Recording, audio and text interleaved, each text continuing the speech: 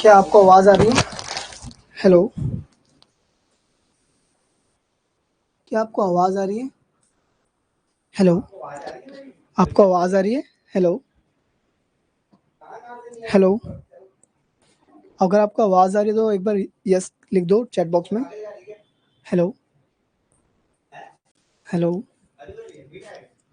क्या आपको मेरी आवाज आ रही है?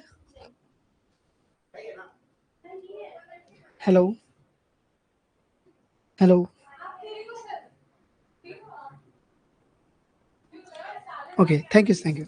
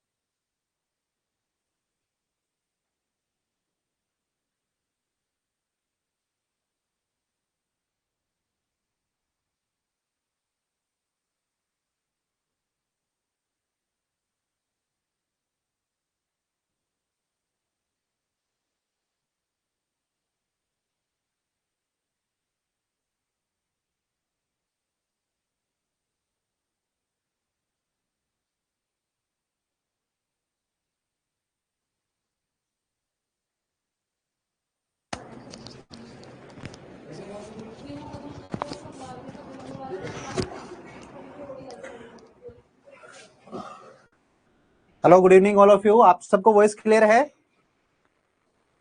Are you getting my voice?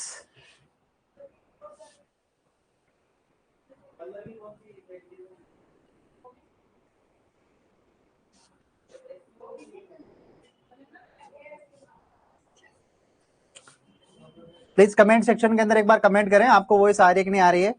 House you all?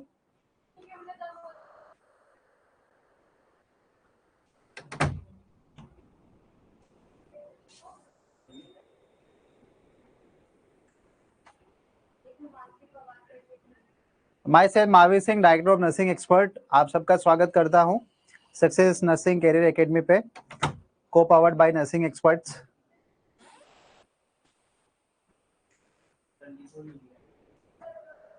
कैसे हैं आप सब लोग? Am I audible to all?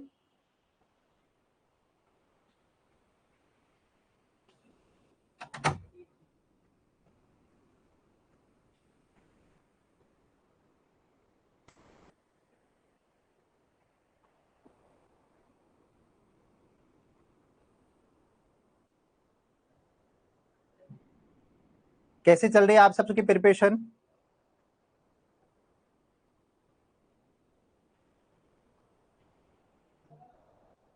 आपके जो वैकेंसी है उसका बहुत जल्दी नोटिफिकेशन आने वाला है। Okay great. आज हम कुछ बात करते हैं यहाँ पे कि स्टडी कैसे करनी चाहिए, आप लोग कैसे स्टडी करते हो, क्या आपकी प्लानिंग है, ठीक है, कितने घंटे आप सेल्फ स्टडी करते हो, कौन कौन सी बुक्स आपको रेफर करनी चाहिए। मैं आपको ओवरऑल वैकेंसी का सारा बताऊंगा, ठीक है, not about your only DHS, we will talk about all the competitive exams on Indian level, ठीक है, जितने भी इंडियन गवर्नमेंट के सारे एग्जाम्स होते हैं वहां की हम बात करेंगे कि कितने घंटे स्टडी आपको करनी चाहिए, कौन कौन सी बुक्स हैं वो आपको रेफर करनी चाहिए, कैसे क्वेश्चंस आपको सोल्व करने चाहिए और कहां से करने चाहिए। Very good evening to all of you. तो उससे पहले मैं आप लोगों से कुछ जानना चाहता हूं कि how many of you are working, क्या आप लोग कितने वर्किंग है, कितने लोग हैं जो अभी स्टाफिंग में काम कर रहे हैं? फास्ट फास्ट, उसके बाद में आपकी मैम भी क्लास लेगी, जो मेडिकल सर्जिकल आज आपकी क्लास लेंगी, है ना। अभी तक आपने जितनी फैकल्टीज की क्लासेस ली, आपको कैसा लगा सबका?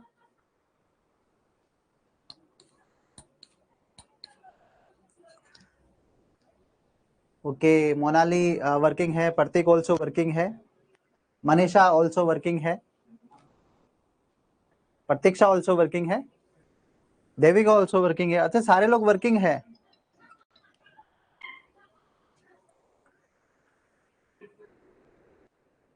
सब वर्किंग है। Oh my God.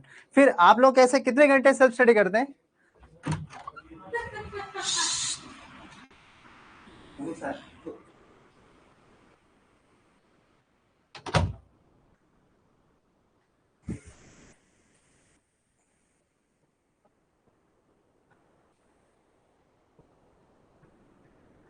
आपको थोड़ा सा नर्सिंग एक्सपर्ट के बारे में बता देते हैं। We have started this institute in 2014 और 2014 से लेके अभी तक हमने 10,000 प्लस आपके सिलेक्शन दिए हैं। We are given many selection in all Indian government exams और हमने ऑलमोस्ट हर एग्जाम के अंदर ऑल इंडिया लेवल पे फर्स्ट रैंक दी है। रिसेंट अभी आपका नोस्टेट 2024 जो 23 का जून सेशन का जो एग्जाम हुआ था उसके अंदर ऑल इंडिया फर्स्ट रैंक हमारे यहाँ से है, 9th हमारे यहाँ से, 14 यहाँ से है, 58 यहाँ से है, आपका 65 यहाँ से है और कुल मिला के 300 प्लस सिलेक्शन है वो जो इस नोटसेट के अंदर है। बाकी ऑल ओवर इंडियन जितने भी एग्जाम्स अभी तक हुए हैं 2014 से लेके अभी तक के हमने ऑलमोस्ट 10,000 प्लस सेक्शंस दिए हैं। जितनी भी फैकल्टी है सारी एक्सपीरियंस्ड फैकल्टी है और सबके सब गवर्नमेंट में सिलेक्टेड फैकल्टीज हैं। तो आपको जो यहाँ पे फैकल्टी मिलेगी वो एक नंबर की क्रीम फैकल्टी मिलेगी। लेकिन हमें देखिए एक बात बहुत अच्छे से आप लोग ध्यान रखिए कि किसी भी कोचिंग इंस्टीट्यूट को ज्वाइन करने से कभी भी गवर्नमेंट के अंदर सिलेक्शन नहीं होता है। अगर आपने ऐसा सोचा है कि भाई हमने नर्सिंग एक्सपर्ट का या सक्सेस कैरियर एकेडमी का हमने ज्वाइन किया है और हमारा सिलेक्शन हो जाएगा, ऐसा नहीं है। हम अपना 100% आपको देंगे लेकिन हमें बदले में आपका भी 100% चाहिए। तो आज तक आपका जो भी टाइम टेबल रहा है, जैसा भी टाइम टेबल रहा है, लेकिन अब आपको हमारा टाइम टेबल, हमारे टिप्स वो आपको फॉलो अप करने हैं। अब देखिए आप सब लोग ऑनलाइन के स्टूडेंट्स हैं, ऑफलाइन में तो क्या होता है कि हम ऑब्जर्व कर लेते हैं कि कौन सा बच्चा कब आ रहा है, एब्सेंट है कि है, पढ़ रहा है कि नहीं पढ़ रहा है, उसके क्या है। तो आपको क्या करना है कि आपको अपना एक टाइम टेबल बनाना है। सबसे फर्स्ट जो आपको एक काम करना है वो ये काम करना है कि आपको टाइम टेबल बनाना है। जब तक आप टाइम टेबल नहीं बनाओगे तब तक आपको ये नहीं पता लगेगा कि आप लोग कहाँ पे लेकिंग कर रहे हो। तो सबसे पहला जो आपको काम करना है वो ये करना है कि आपको टाइम टेबल बनाना है। टाइम टेबल किसका आपको बनाना है? आपके जो 24 घंटे हैं, ठीक है। टाइम टेबल किसका बनाना है? आपको जो आपके 24 आवर्स है इसका आपको टाइम टेबल बनाना है। फर्स्ट थिंग ये आज आपको करना है।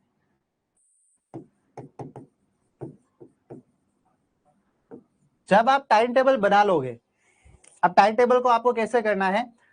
सपोज कि कोई वर्किंग है तो आप अपने जो ड्यूटी आवर्स है वो इसमें से रिमूव कर दीजिए, या जितना भी आपका टाइम वहां पे लगता है आने में, जाने में, करने में, वो सारा आप निकाल दीजिए। बाकी जो 24 घंटे में से आपका टाइम टेबल बचता है उसमें से फिर आपको बनाना है।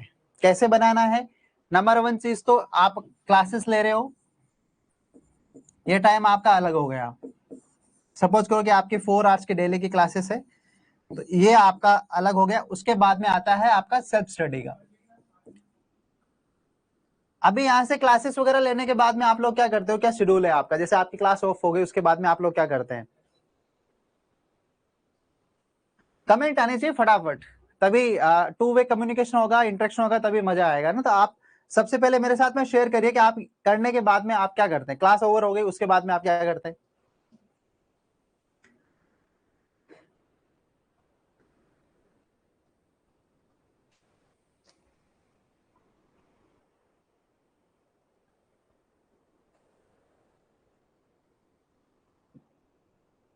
ओके, नोट्स पढ़ते हैं, लेक्चर के बाद में रिवीजन करते हैं। Okay, great great. उसके बाद 45 स्टूडेंट्स हैं, बहुत कम लोग कमेंट कर रहे हैं। ऐसा बाकी लोग क्या कथा सुनने के लिए आए हैं? बहुत सारे से आपने कभी किसी की कथा वथा सुनी है बाबा जी वगैरह की? लास्ट में सिर्फ जय श्री राम बोलने काम करते हैं, जाते तो वहां पे बहुत सारे लोग हैं, है ना। तो ऐसे वाले स्टूडेंट्स आपको नहीं बना। आपका एक्टिव रहना बहुत ज्यादा जरूरी है।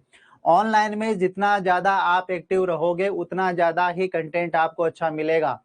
ऑफलाइन में तो टीचर आपको जगा सकता है, ऑनलाइन में आपको कौन जगाएगा? तो आपको खुद को ही अपने आप को घर पे, ऑनलाइन के अंदर सबसे बड़ा जो करना होता है ये होता है कि आपको घर के अंदर ही एक आपको एनवायरनमेंट क्रिएट करना पड़ता है क्लासरूम का, तो वो आपको अटेंटिव रहना है। ओके ग्रेट, ठीक है। तो सही बताया। इसके अंदर क्या करना है आपको? सपोज करो कि आपकी यहाँ पे आज क्लास हो गई है। क्लास होने के बाद में आपको क्या करना है? 1 घंटा या 30 मिनट्स का जो भी आपको ब्रेक लेना है आप ले सकते हैं।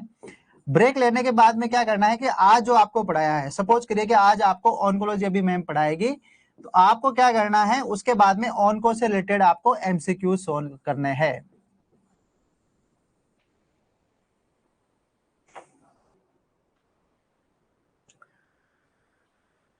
कमेंट आपको, हाँ आपको क्या करना है? एमसीक्यू आपको सोल्व करने हैं। एमसीक्यू से क्या पता लगेगा आपको कि आपका कॉन्सेप्ट क्लियर हो रहा कि नहीं हो रहा है? देखिए, आप लोगों ने नर्सिंग करी है, 4 साल आपने नर्सिंग करी है, वहां पे रटाफिकेशन करके काम चल जाता है, क्योंकि आपको एकेडमिक के अंदर मार्क्स लेके आने होते हैं। आप एग्जाम से 10 दिन पहले भी आपने 50 क्वेश्चन निकाल लिए कि हाँ ये प्रीवियस ईयर क्वेश्चन के अंदर आए हैं और मैंने ये कर लिया, ये पेपर में भर के आ गया है। सबसे बड़ा जो फोकस आपको करना है वो इसी पे फोकस करना है कि आपको कॉन्सेप्ट क्लियर करना है। यहाँ पे आपको अगर आए हो तो आपको कॉन्सेप्चुअल, आपको हम वैसे भी पढ़ाते हैं लेकिन आपका कॉन्सेप्ट क्लियरिटी बहुत ज्यादा जरूरी है। अगर सपोज करिए कि आपको एबीसी कोई पढ़ा रहा है और एबीसी से रिलेटेड जितने भी आपके क्वेश्चंस है वो आप तभी आपके सोल्व हो पाएंगे जब आपका कॉन्सेप्ट क्लियर होगा। इसलिए आज से एक बात जरूर ध्यान रखना है कि सर ने ऐसा बताया है, नोट्स हमारे को मिल जाएंगे और हमने रटाफिकेशन कर लिया, ऐसा आपको नहीं करना है। आपको कॉन्सेप्ट क्लियरिटी पे ध्यान रखना है। अगर आपका कॉन्सेप्ट क्लियर होगा तो आपका चाहे कैसा भी क्वेश्चन होगा, चाहे वो आपका बेसिक क्वेश्चन होगा या वो आपका एनक्लेक्स के लेवल का क्वेश्चन होगा, ठीक है, या आपका वो आजकल जो नया एक चल रहा है प्रायोरिटी बेस्ड हो गया या सिनेरियो बेस्ड हो गया, जितने भी क्वेश्चन है ना ये सब आपके सोल्व हो जाएंगे अगर आपका कॉन्सेप्ट क्लियर है। तो नंबर 2 चीज आपको क्या करना, रटाफिकेशन नहीं करना है। मैं आपको जो बता रहा हूँ फर्स्ट पॉइंट पे हम बात कर रहे हैं, that is self study. Self study के अंदर क्या करना है कि नंबर 1 क्लासेस के अंदर क्या करना है आपको, उसके 2 पार्ट मैंने बताए थे। एक तो क्लासेस, एक आपका सेल्फ स्टडी। क्लासेस के अंदर आपको कॉन्सेप्ट क्लियरिटी पे ध्यान देना, रट्टाफिकेशन पे। और एक बात अच्छे से ध्यान रखना, अगर आपको कोई भी चीज समझ में नहीं आ रही है ना, आप टीचर से 10 बार पूछिए, टीचर आपको बताएगा। आप क्लास के अंदर नहीं है, आप क्लास के बाहर हैं, आपको बिल्कुल भी हेजिटेशन नहीं होनी चाहिए। क्लास के अंदर तो क्या होता है, मोस्टली बच्चे, कुछ ऐसे बच्चे होते हैं हेजिटेट हो जाते हैं कि यार मैं ये चीज पूछूंगा तो ये सोचेगा कि यार इतना बेसिक लेवल का क्वेश्चन भी इसको नहीं आता है। हाँ, आपको नहीं आता है, आप ये मान के चलिए कि आपको कुछ भी नहीं आता है, आप 0 लेवल पे हैं, तभी आप कोचिंग में आए। ठीक है, आपको सीखना है, आपको लर्न करना है। आपको समझ में नहीं आता, आप पूछिए, और हर टीचर आपको बताएगा। नहीं बताता, आप हमें बताइए, आपको वो बताएगा। लेकिन आपको कॉन्सेप्ट क्लियर करके जाना है। मैं आपको गारंटी के साथ में कह रहा हूं कि जो हम आपको स्टडी दे रहे हैं, जो आपको हम क्रैश कोर्स देंगे, वो इतना अच्छा आपको देंगे कि आप डीएचएस को छोड़िए, आप नोटसेट का एग्जाम भी उसके अंदर क्लियर कर सकते हैं। जितने भी ऑल इंडिया लेवल पे एग्जाम्स निकलते हैं वो सारे आप फाइट कर सकते हैं। लेकिन थिंग इज दैट कि हमें आपसे भी 100% चाहिए, और वो 100% आपको देना ही पड़ेगा। सिर्फ एडमिशन लेने से सिलेक्शन नहीं निकलेगा। आज से आप सब लोगों को अपना टाइम टेबल बनाना है। ठीक है, तो यहां पे आपको क्या करना है, कॉन्सेप्ट क्लियर करना है। कॉन्सेप्ट क्लियर करके ही आपको जाना है, और तभी सिलेक्शन निकलेगा।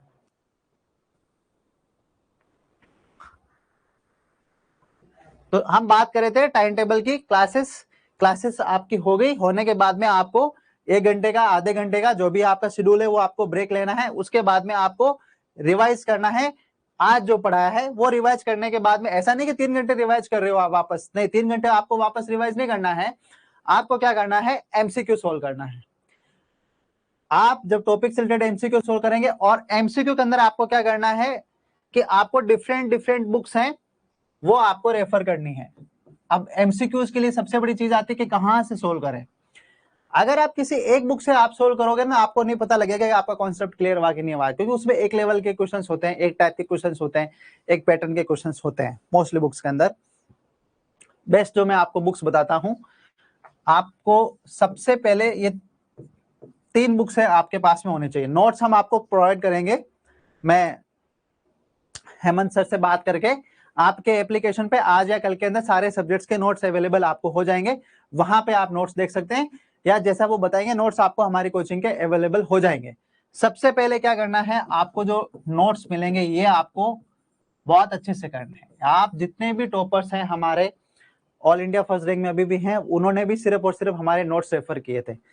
नोट्स बनाने में क्यों हम आपको बताता हूं, क्योंकि जो टीचर आपको पढ़ाता है वो 10 जगह से बहुत अच्छे से पढ़ के आता है, और वो एक कंसाइज, एक कॉम्प्रिहेंसिव मैनर के अंदर आपको नोट्स प्रोवाइड करता है। इसलिए आपको 10 बुक्स पढ़ने की जरूरत नहीं है। टीचर ऑलरेडी 10 किताबें पढ़ के आपको जो नोट्स दे रहा है वो इनफ है। तो नंबर 1 चीज तो आपको क्या करना है, कोचिंग के जो नोट्स हैं वो बहुत अच्छे से आपको करना है। इसके अलावा नोट्स के अंदर क्या करता है, जब टीचर आपको क्लास लेता है तो वो और चीजें आपको लिखवाता है, वो आपको उसके अंदर एड अप करनी है। जैसे नई अपडेट आती है वो सारे टीचर्स बताते हैं, वो एडअप कर सकते हो। जो सबसे बुक आपके पास में एनक्लेक्स के होने चाहिए, ये आप सब लोग बुक्स ले लें। एनक्लेक्स सॉन्डर्स आपके पास में होनी चाहिए। एनक्लेक्स सॉन्डर्स का आपको साउथ एशिया एडिशन लेना है, 4th।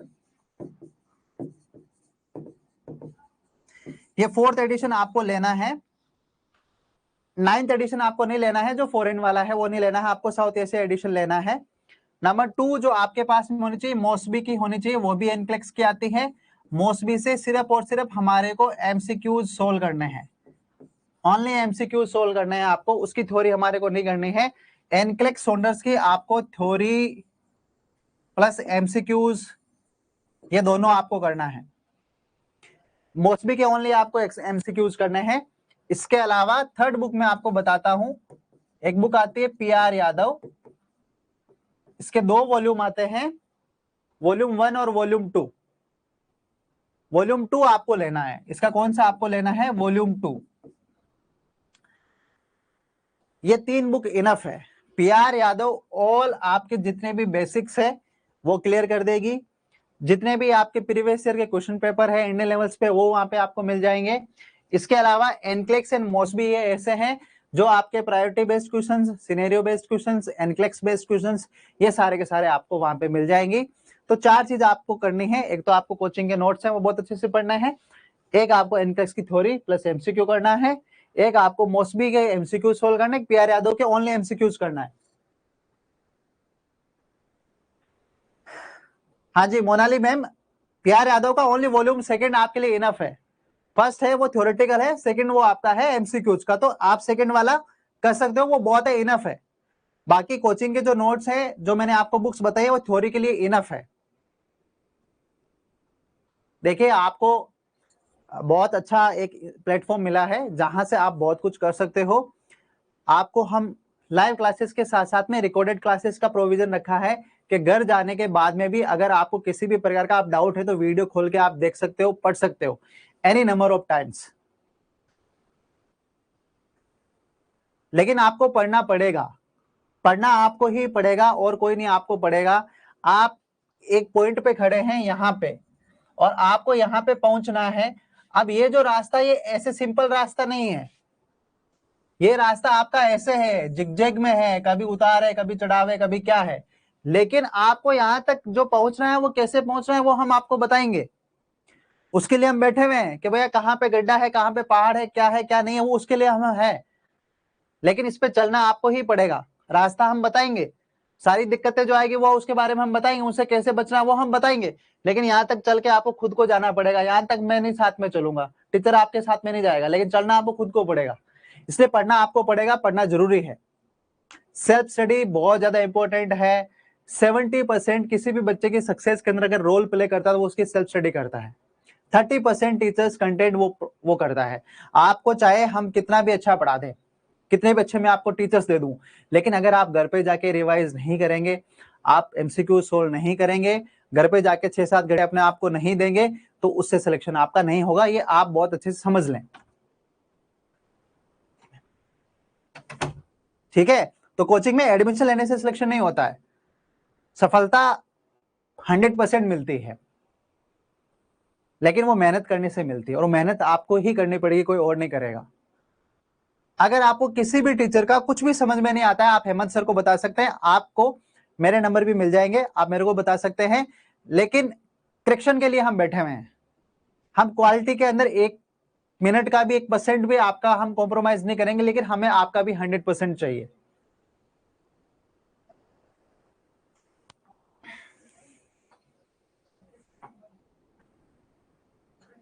अभी आपके टेस्ट भी शुरू हो जाएंगे, हम भी आपको टेस्ट प्रैक्टिस करवाएंगे। आपको सही टाइम पे हम सब कुछ एक टाइम टेबल भी आपके साथ में शेयर कर देंगे कि आपका ये टेस्ट आपका ऐसे ऐसे होना है, वो भी हम करेंगे। तो आज मैं आपको सिर्फ इतने पॉइंट्स पे बता रहा हूं। मैम आ गई है ताकि लेट ना करें। बाकी नेक्स्ट सेशन में जब मैं आगे आपको बताऊंगा, तो मैंने आपको ये बता दिया है कि आज आपको घर जाके टाइम टेबल बनाना है अपने 24 आवर्स का। देखो टाइम टेबल जब आप बनाओगे तो आपको ये पता लगेगा कि आपका कहां पे ज्यादातर टाइम वेस्ट हो रहा है, ये आपको पता लगेगा। लाइक आप इंस्टाग्राम पे कर रहे हो, फेसबुक पे कर रहे हो, व्हाट्सएप पे कर रहे हो, जहां पर भी कर रहे हो वो टाइम आपको पता लगेगा। वो टाइम आप सेल्फ स्टडी में कवर अप कर सकते हो।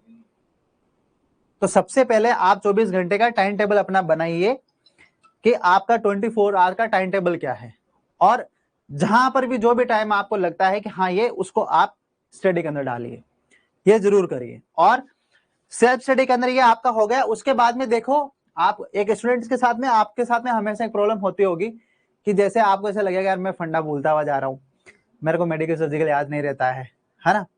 ये बहुत सारे स्टूडेंट्स के साथ में होती होगी। एग्जाम के नियर बाय तो बहुत ज्यादा हो गया, कुछ आता ही नहीं है, ब्लैंक हो जाते हो आप कि कुछ आता ही नहीं है, सब भूल गए हैं। आपको अगर इस चीज से बचना है तो आपको क्या करना है, रेगुलर रिवीजन करना है। रिवीजन के लिए भी आपको टाइम टेबल बनाना है कि लाइक आज आपको मेडिकल सर्जिकल कंप्लीट करना है, तो कितने घंटे मेडिकल सर्जिकल करना है, कितने घंटे फंडामेंटल करना है, उनके एमसीक्यूज भी करने हैं। तो आप ये भी बनाइए कि आपका एक वीक का ये टाइम टेबल है कि इसके अंदर मुझे, इस वीक के अंदर मुझे मेडिकल सर्जिकल कंप्लीट करना है, इसके अंदर मुझे फंडा करना है, इसके अंदर मुझे साइकेट्री करनी है। इसका टाइम टेबल भी आपको बनाना है।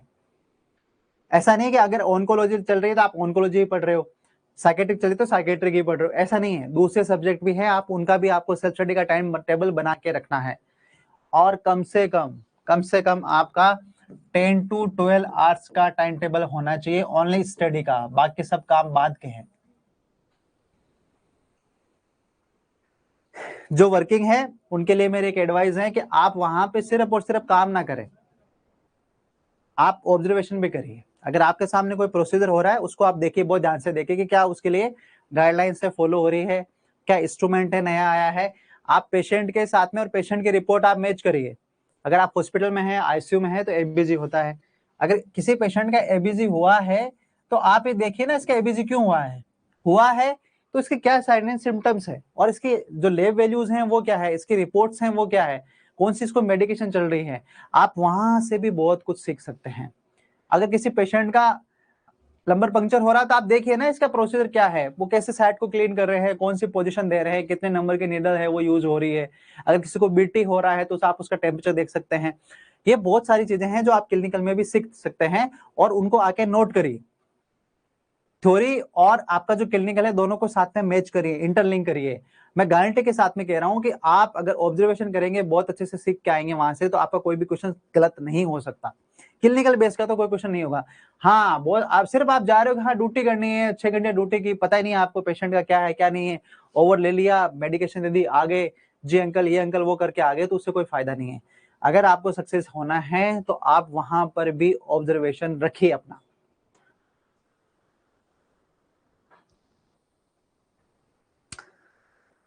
ओहो, 10 आवर्स वर्किंग आवर्स है।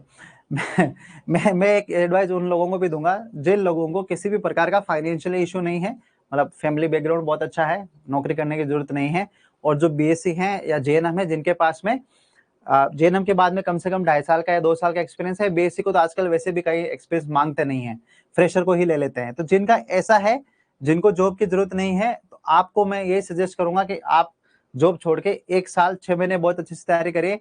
मैं गारंटी के साथ में कह रहा हूँ 100% आपका कहीं ना कहीं सिलेक्शन हो जाएगा। लेकिन अगर जॉब नहीं छोड़ सकते तो कोई बात नहीं, लेकिन मेहनत तो उसके साथ में भी करनी पड़ेगी। और एक बात और बता देता हूँ, हम नर्सेस की लाइफ है, morning duty, evening duty, night duty, ये हमारी लाइफ है। इसको एक्सक्यूज नहीं बनाना है कि आज मॉर्निंग मेरी बहुत हेक्टिक गई है तो मैं आज पढ़ नहीं सकता, आज मेरी नाइट हेक्टिक गई है तो मैं आज पढ़ नहीं सकता है, आज इवनिंग में ऐसा कुछ हो गया तो मैं पढ़ नहीं सकता। ये हमारी लाइफ है, इसको एक्सक्यूज नहीं बनाना है। ये वर्ल्ड वाइड नर्सेस के साथ में इशू है। अगर आपको सक्सेस होना है तो आपको एक्सक्यूज से ऊपर उठना पड़ेगा, और ड्यूटी का तो आप बिल्कुल मत बनाइए।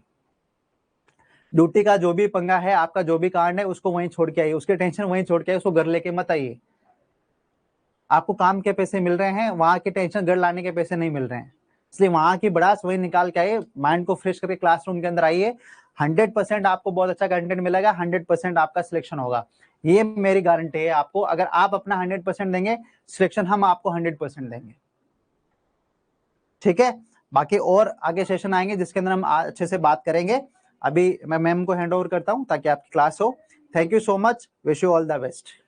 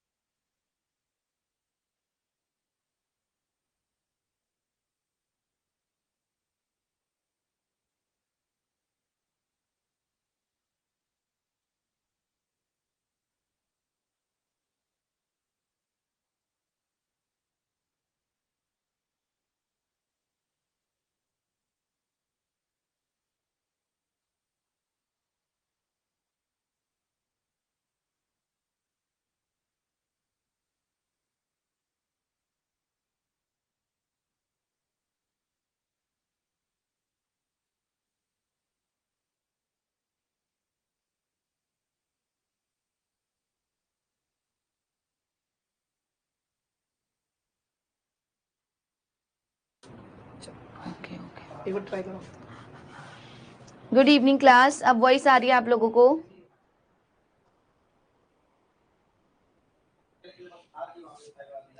मोनाली, स्वाति, आप लोग को वॉइस आ रही है?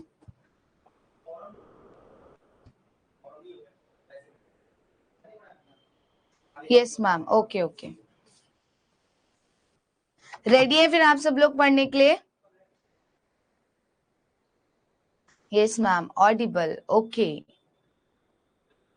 Yes ma'am, good evening, okay okay okay okay okay. As you all know कि नर्सिंग कैरियर एकेडमी से महाराष्ट्र से हम लोग वो कर रहे हैं, that is co power by nursing expert. तो आज हम स्टार्ट करेंगे ऑन्कोलॉजी। Okay let's start. अगर आपको कहीं भी कोई डाउट आएगा आप हैंड रेज कर सकते हैं या अपनी क्वेरी पूछ सकते हैं। Okay, yes ma'am.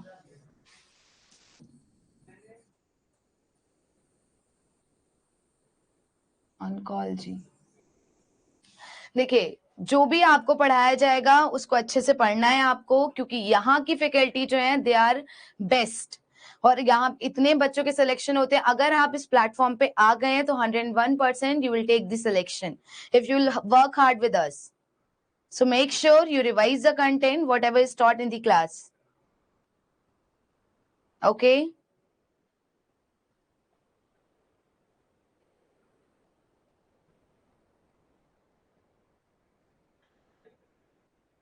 Students, am I audible?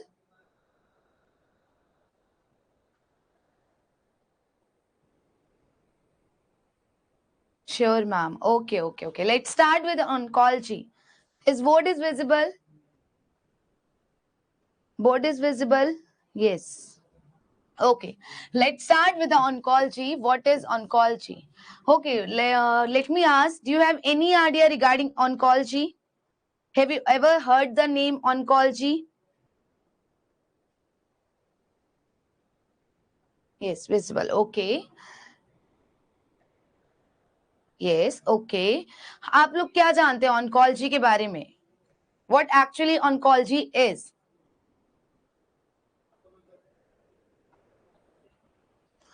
Study of the cancer. Very good, Pratiksha.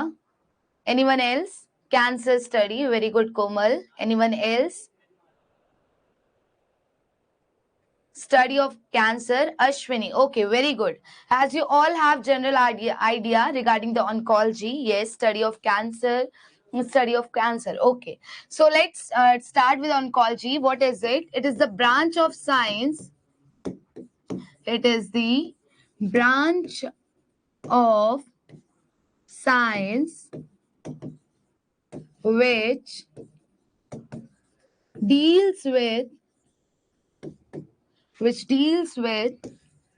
study of cancer, or we can say tumor, or we can write new growth, that is also referred as neoplasm.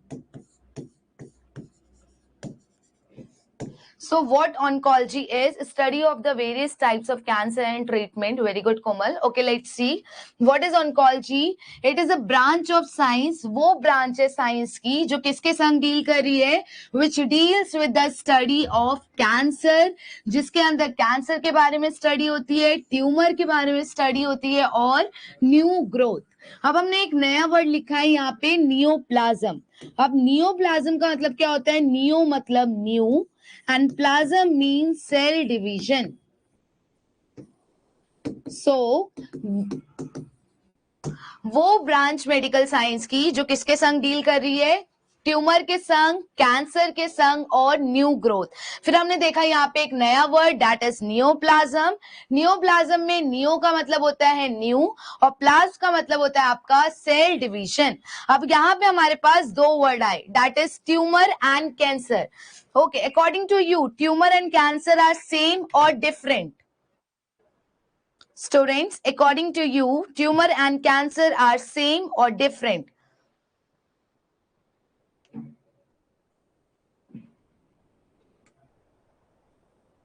What do you think? Both words are similar? Is there any difference between these two words? Different. Okay, Amit. Different. Okay. Monali, different. Okay. Shubhangi, different. Okay. Very good. It means you have general idea that they are two are different. Okay, okay, okay. Okay, let's see. What are they? सबसे हम पहले बात करेंगे tumour की. Tumour का मतलब क्या होता है? दैट इज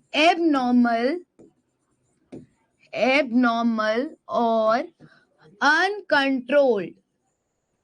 एबनॉर्मल है, अनकंट्रोल्ड मैनर में हो रहा है, मतलब जिसको हम कंट्रोल नहीं कर सकते.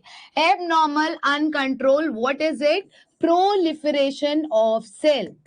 What? Abnormal, uncontrolled proliferation of cell. And what is here? Proliferation means that is division.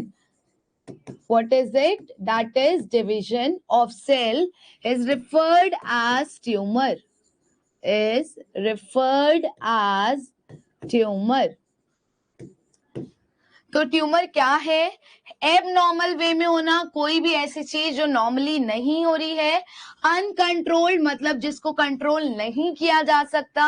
Proliferation, proliferation का मतलब डिवीजन. और किसका डिवीजन हो रहा है? सेल का. और वही डिवाइड होके जो हमारे पास एक मास का फॉर्मेशन हो रहा है, उसी को हम क्या बोलते हैं? Tumour. Do you understand what is tumour? Have you understood this definition?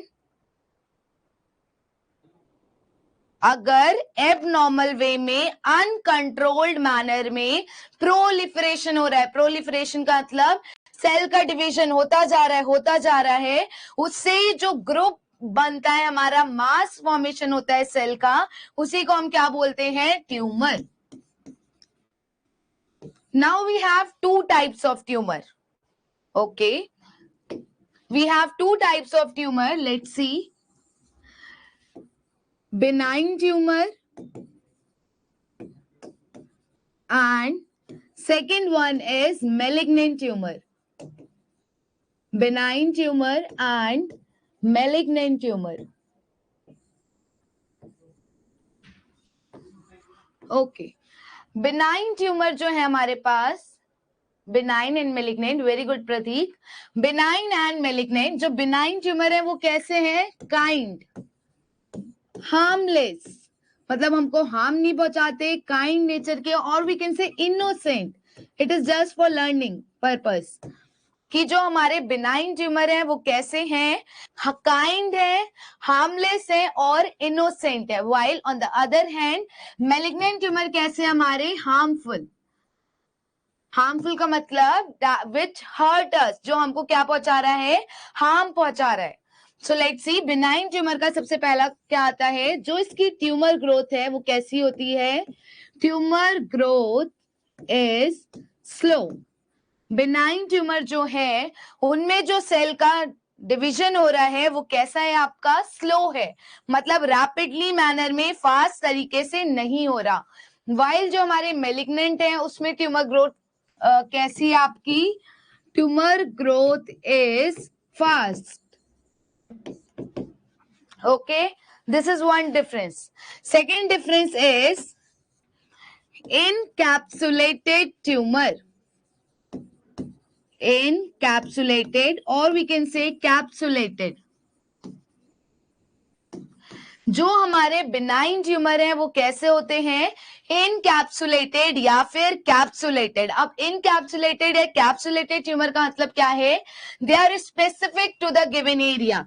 अगर सेल की डिवीजन हो रही है तो वो उसी एरिया में क्या रहेंगे? कन्फाइंड रहेंगे, मतलब उसके आगे वो नहीं निकलेंगे. So they are encapsulated. That means they are confined to an given area. You can write in simpler manner, confined to one area. While on the other hand, malignant tumor कैसे हैं आपके? Non-capsulated. Non-capsulated का मतलब उनके ऊपर कोई भी layer नहीं है, कोई भी ऐसी बाउंड्री नहीं प्रेजेंट है जो उनको एक जगह से दूसरी जगह पर जाने से रोक सके. ओके तो दूसरा डिफरेंस हमने क्या पढ़ा कि जो हमारे बिनाइन ट्यूमर है वो कैसे हैं, इनकैप्सुलेटेड या फिर कैप्सुलेटेड, जिसका मतलब क्या है कि वो जो सेल की ग्रोथ हो रही है it is confined to the given area, while जो हमारे मेलिग्नेंट ट्यूमर है वो कैसे हैं, नॉन कैप्सुलेटेड। नॉन कैप्सुलेटेड का मतलब उनके ऊपर कैप्सूल नहीं प्रेजेंट है, वो एक जगह से दूसरी जगह इजिली जा सकते हैं। And the last difference which is in the benign tumor, metastasis is absent. In the benign tumor, metastasis is absent. While in the malignant tumor, metastasis is present. Metastasis is present. अब हमारे पास नया word आया, कौन सा, metastasis. तो जो हमारे benign tumour है उनमें क्या होता है, मेटास्टैसिस अब्सेंट होता, मतलब बिनाइन ट्यूमर आपके मेटास्टाइज नहीं कर सकते, वाइल जो मेलिग्नेंट ट्यूमर है उनमें क्या है, मेटास्टैसिस प्रेजेंट है। अब बात आती है कि ये जो वर्ड मेटास्टैसिस है इसका मतलब क्या है। Let's see what is the meaning of metastasis. Metastasis, metastasis का मतलब क्या होता है, एक ट्यूमर का एक जगह से दूसरी जगह ट्रेवल होना। Suppose for example I have lung cancer, lung cancer और we can say lung tumour है अगर मुझे, तो अगर ये लंग ट्यूमर कहां पे जा रहा है, लिवर की तरफ जा रहा है, तो then we will say it is going undergoing metastasis. तो मेटास्टैसिस का मतलब क्या है, ट्यूमर का एक जगह से दूसरी जगह जाना। मेटास्टैसिस का मतलब हम लिख सकते हैं travelling of tumour, travelling of tumour from one place to another, from one place to another. अगर ट्यूमर क्या हो रहा है, ट्रेवल हो रहा है, और वी कैन से स्प्रेड, अगर ट्यूमर ट्रेवल हो रहा है या स्प्रेड हो रहा है, कहां से, एक जगह से दूसरी जगह पर, तो उसी को हम क्या बोलते हैं, मेटास्टैसिस। तो what three difference we have learn, in the benign tumour कैसे हमारे kind, harmless and innocent, while malignant tumour कैसे हमारे हार्मफुल। फर्स्ट डिफरेंस हमने क्या पढ़ा कि जो बिनाइन ट्यूमर है उसमें ट्यूमर की ग्रोथ कैसी है, बहुत धीरे धीरे हो रही है, 2 से 4, 4 से 8, slow slow slow. While malignant tumour में ग्रोथ कैसी हो रही है, सुपर फास्ट, 4 से 8, 8 से 16, 16 से 32 होती जा रही है, होती जा रही है। दूसरा डिफरेंस हमने क्या पढ़ा कि जो बिनाइन ट्यूमर है वो कैसे हैं, इनकैप्सुलेटेड, मतलब उनके बाहर कैप्सूल प्रेजेंट है, वाइल जो मेलिग्नेंट ट्यूमर है they are non capsulated. Non capsulated का मतलब क्या है कि उनके ऊपर कोई भी कवरिंग नहीं प्रेजेंट है, और नॉन कैप्सुलेटेड की ही वजह से क्या हो रहा है उनके अंदर, मेटास्टैसिस। तो अगर आपसे पूछा जाए कि मेटास्टाइज कौन से ट्यूमर करते हैं, मेलिग्नेंट या बिनाइन, तो आपका जवाब क्या जाएगा, What you will answer if it is asked कि मेटास्टैसिस कौन से ट्यूमर होते हैं, बिनाइन और malignant.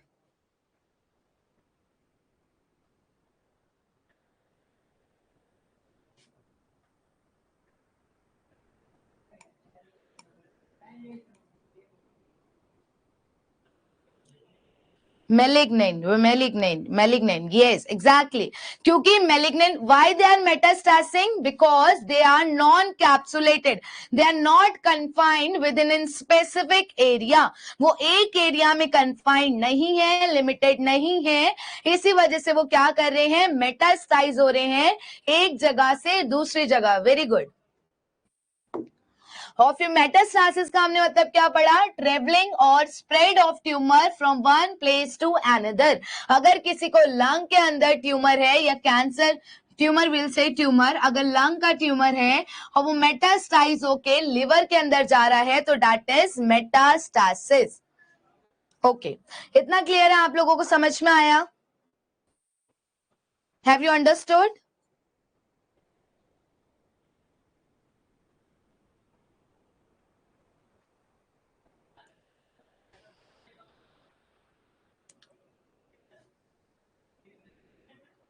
Yes ma'am, yes.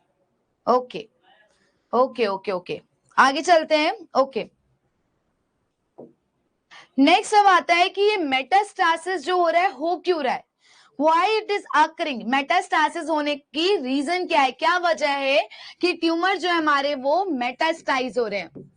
Metastasis क्यों हो रहा है, व्हाई मेटास्टासिस इज अकरिंग, कि मेटास्टासिस क्यों हो रहा है। तो इसके लिए हमारे पास 3 रीजन है। सबसे पहला रीजन क्या कहता है कि जो हमारे ट्यूमर सेल्स होते हैं, ट्यूमर सेल्स जो हैं, tumour cells are loosely attach.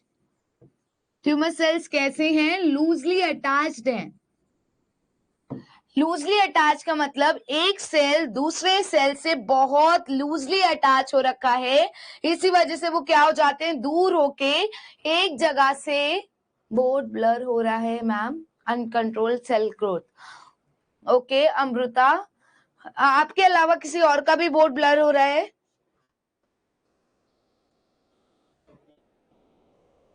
Uncontrolled cell growth, okay. Amrita के अलावा किसी और का बोर्ड भी ब्लर है या बाकी को क्लियर है?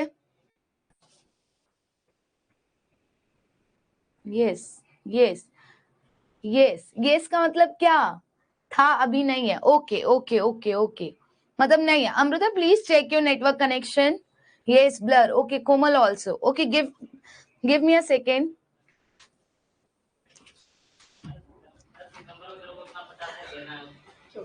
Blur blur,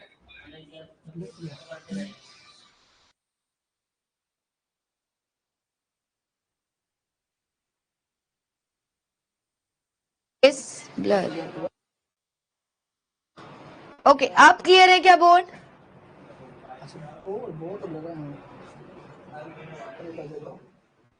is it clear now? थोड़ा सा in between, okay. Might be loosely जहां पे लिखा है वहां पे आपको ब्लर हो रहा है। बोर्ड पे लाइट आ रही है, अब ठीक है, क्लियर है। अमृता अब आपको क्लियर है, स्पॉट है लाइट का। ओके, क्लियर है अब?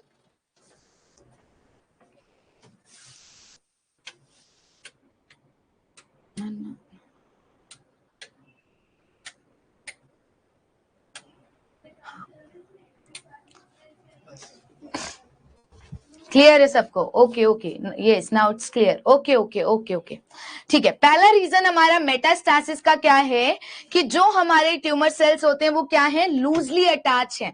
अब बात आती है कि ये ट्यूमर सेल्स जो हैं ये लूजली अटैच क्यों है, ऐसा क्या है कि ये टाइट से अटैच नहीं हो पा रहे कि एक जगह से दूसरी जगह ना स्प्रेड हो।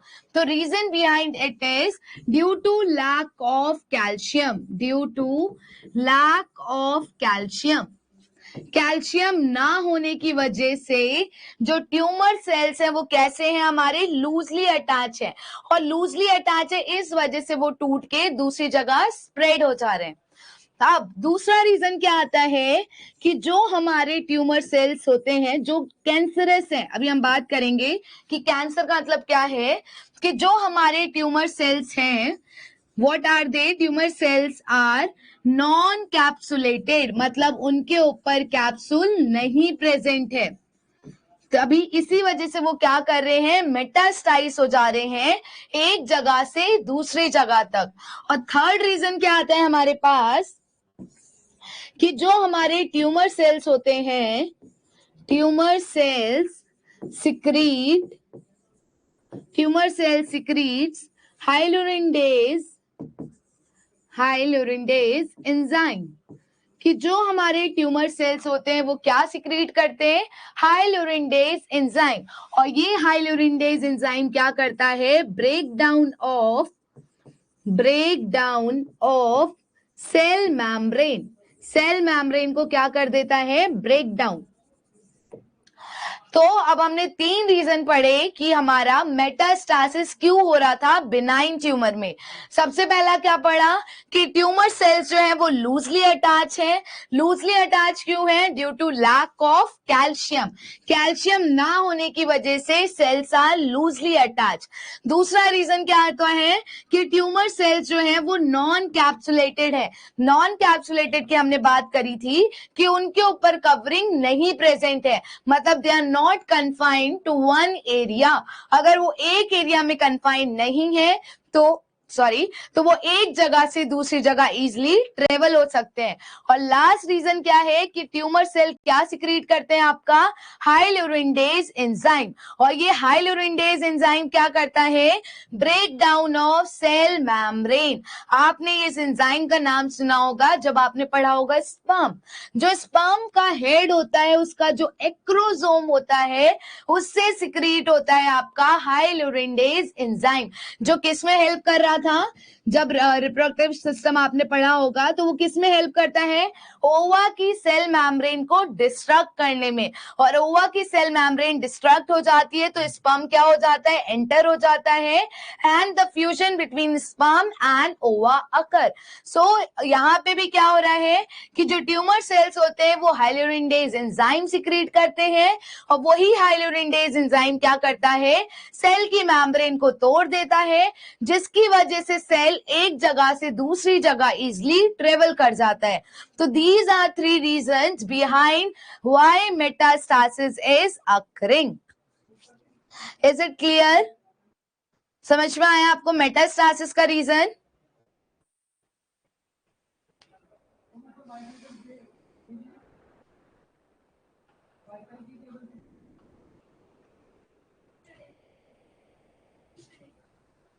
Yes yes ma'am, okay okay okay, ठीक है।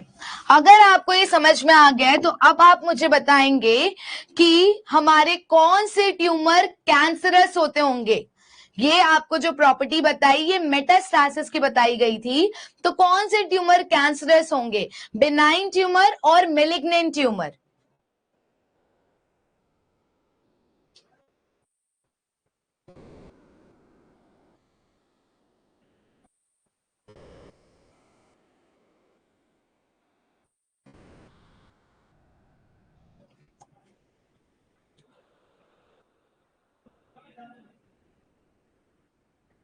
Malignant, okay, all are saying malignant.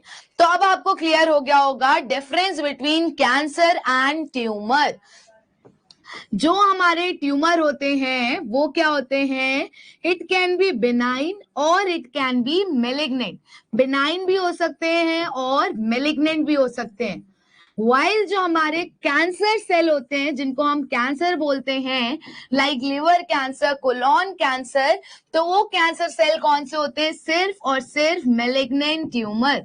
So malignant tumour is called cancerous tumour.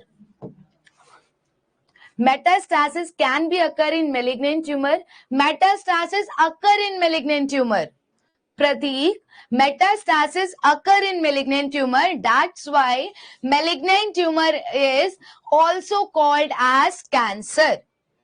क्योंकि कैंसरस सेल हम उन्हीं को बोलते हैं जो मेटास्टाइज हो जाते हैं एक जगह से दूसरी जगह तक। और कौन से ट्यूमर हमारे मेटास्टाइज हो रहे थे? Malignant tumour. इसी वजह से मेलिग्नेंट ट्यूमर को क्या बोला जाता है? कैंसर। तो अभी तक हमने क्या क्या पढ़ा कि ऑन्कोलॉजी क्या है?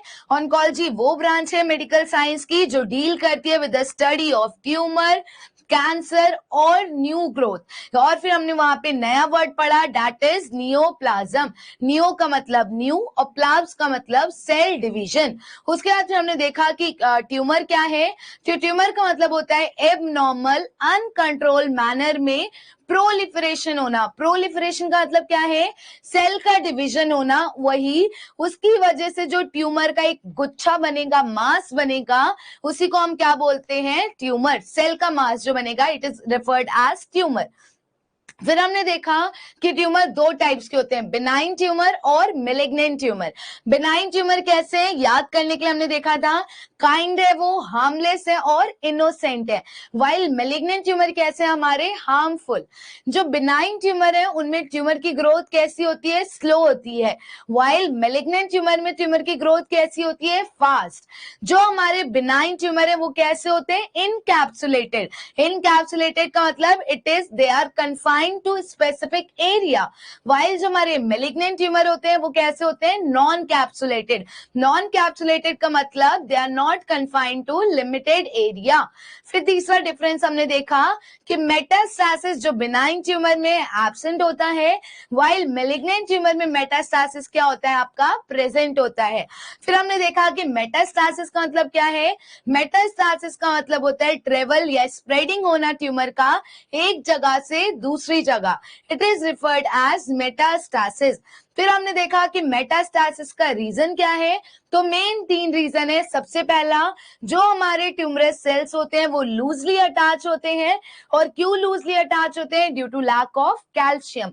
दूसरा रीजन हमने क्या देखा कि जो हमारा मेटास्टैसिस हो रहा है वो इस वजह से होता है क्योंकि वो ट्यूमर कैसा है आपका, नॉन कैप्सुलेटेड, मतलब उसके ऊपर कैप्सूल नहीं प्रेजेंट है, इसकी वजह से वो एक जगह से दूसरी जगह इजिली ट्रेवल हो जा रहा है। उसके बाद फिर हमने तीसरा डिफरेंस देखा, दैट इज जो हमारे ट्यूमर सेल्स होते हैं वो सिक्रीट करते हैं हाइल्यूरिनडेज एंजाइम, और ये हाइल्यूरिनडेज एंजाइम क्या करता है, सेल मेम्ब्रेन को ब्रेक डाउन करने में हेल्प करता है। So these are 3 reasons behind the metastasis. फिर हमने देखा कि कौन से ट्यूमर हमारे कैंसरस सेल होंगे, तो बिनाइन ट्यूमर, और we can say not benign, malignant tumor are cancerous cell or cancer. Shall we proceed now?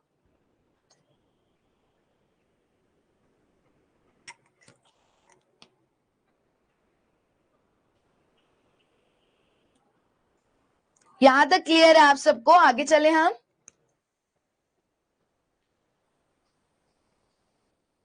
Yes yes, okay. Next, अब कुछ इंपॉर्टेंट, ठीक है ओके, अब कुछ इंपॉर्टेंट चीजें बात करते हैं रिगार्डिंग ऑन्कोलॉजी। सबसे पहले बात करते हैं फादर ऑफ ऑन्कोलॉजी, कि अब हमने देख लिया कि ऑन्कोलॉजी क्या है, कि कौन सी ब्रांच है, वो मेडिकल साइंस की वो ब्रांच है जो ट्यूमर की स्टडी के संग डील कर रही है।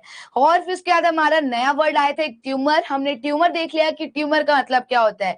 फिर जब हमने ट्यूमर देखा तो 2 टाइप्स के पढ़े, तो उसमें एक नया वर्ड आया मेटास्टैसिस, तो उसमें हमने देख लिया कि मेटास्टैसिस का क्या मतलब है। अब हमारे पास आता है इंपॉर्टेंट क्वेश्चन कि ऑन्कोलॉजी के फादर कौन है। Do you have any idea who is father of oncology?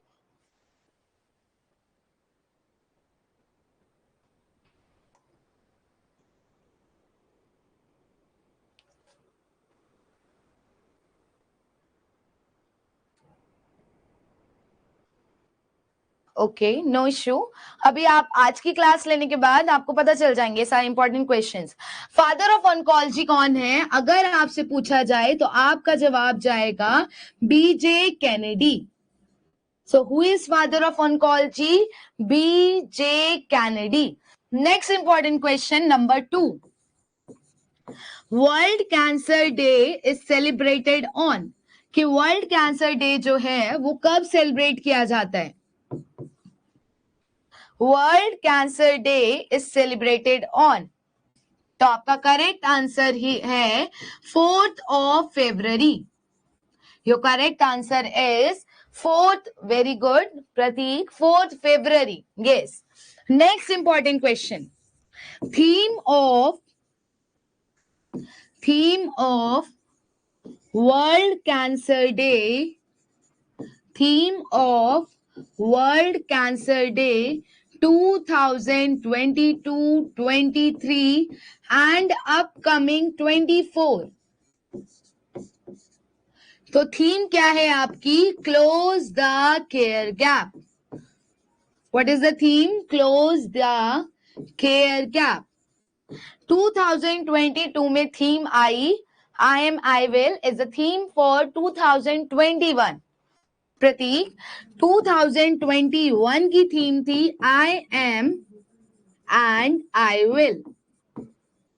लेकिन अगर आपसे करंट डेटा की बात करें, 2022 में थीम आई वर्ल्ड कैंसर डे की, that is close the care gap, और उस थीम को बोला गया 2024 तक it will remain the same. अगर आपसे कुछ क्वेश्चन पूछा जाए कि 22, 23 एंड अपकमिंग 24 की थीम क्या है, तो आपका जवाब जाएगा क्लोज द केयर गैप। और अगर आपसे पूछा जाए 2021 की, तो it will be I am and I will. Next important question number 4. Cancer is represented by, कि कैंसर जो है वो कौन से सिंबल से रिप्रेजेंट किया जाता है, तो your answer will be ribbon. Ribbon से हम क्या करते हैं, कैंसर को रिप्रेजेंट करते हैं।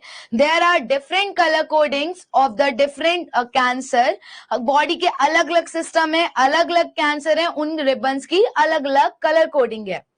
तो आपका कैंसर डे को कैंसर को किससे रिप्रेजेंट करते हैं, कौन से सिंबल से, तो आपका आंसर रिबन।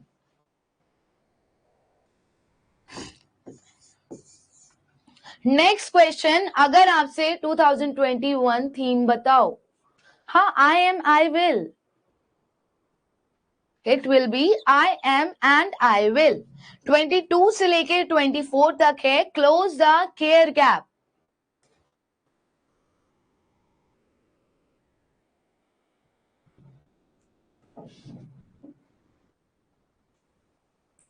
ओके, नेक्स्ट अगर आपसे पूछा जाए कि वर्ल्ड कैंसर डे जो था वो कब से मनाना शुरू किया गया, कौन से ईयर से, कि जो वर्ल्ड कैंसर डे है वो कौन से ईयर से बनाना शुरू कर दिया गया था, वर्ल्ड कैंसर डे कौन से ईयर से बनाना शुरू किया गया, तो आपका आंसर क्या जाएगा 2000 से क्या हुआ, वर्ल्ड कैंसर डे को मनाना शुरू कर दिया गया। तब से आज तक और जब तक कैंसर चलेगा तब तक क्या मनाया जाएगा, वर्ल्ड कैंसर डे। और कब मनाया जाएगा, 4 फरवरी को। फादर ऑफ ऑन्कोलॉजी कौन थे, बीजे कैनेडी। उसके बाद फिर हमने देखा 2021 की थीम क्या थी, आई एम एंड आई विल। 22 से 24 तक की थीम है आपकी क्लोज द केयर गैप। फिर अगर आपसे पूछा जाए कि कैंसर को कौन से सिंबल से रिप्रेजेंट करते हैं, तो आपका जवाब रिबन। तो ये थे कुछ important points regarding oncology and cancer. तो father of oncology is B J Kennedy. Next, world cancer day celebrated on 4 February.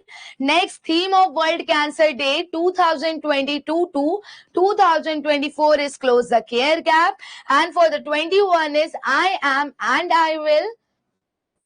Next, cancer is represented by the symbol that is ribbon, and the last is World Cancer Day कब से बनाना शुरू किया गया, तो that is 2000.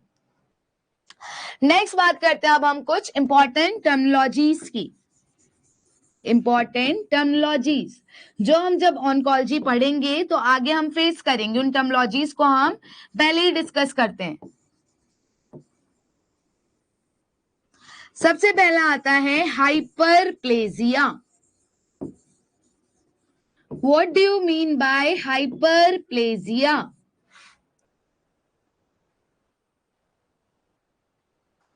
What do you mean by hyperplasia?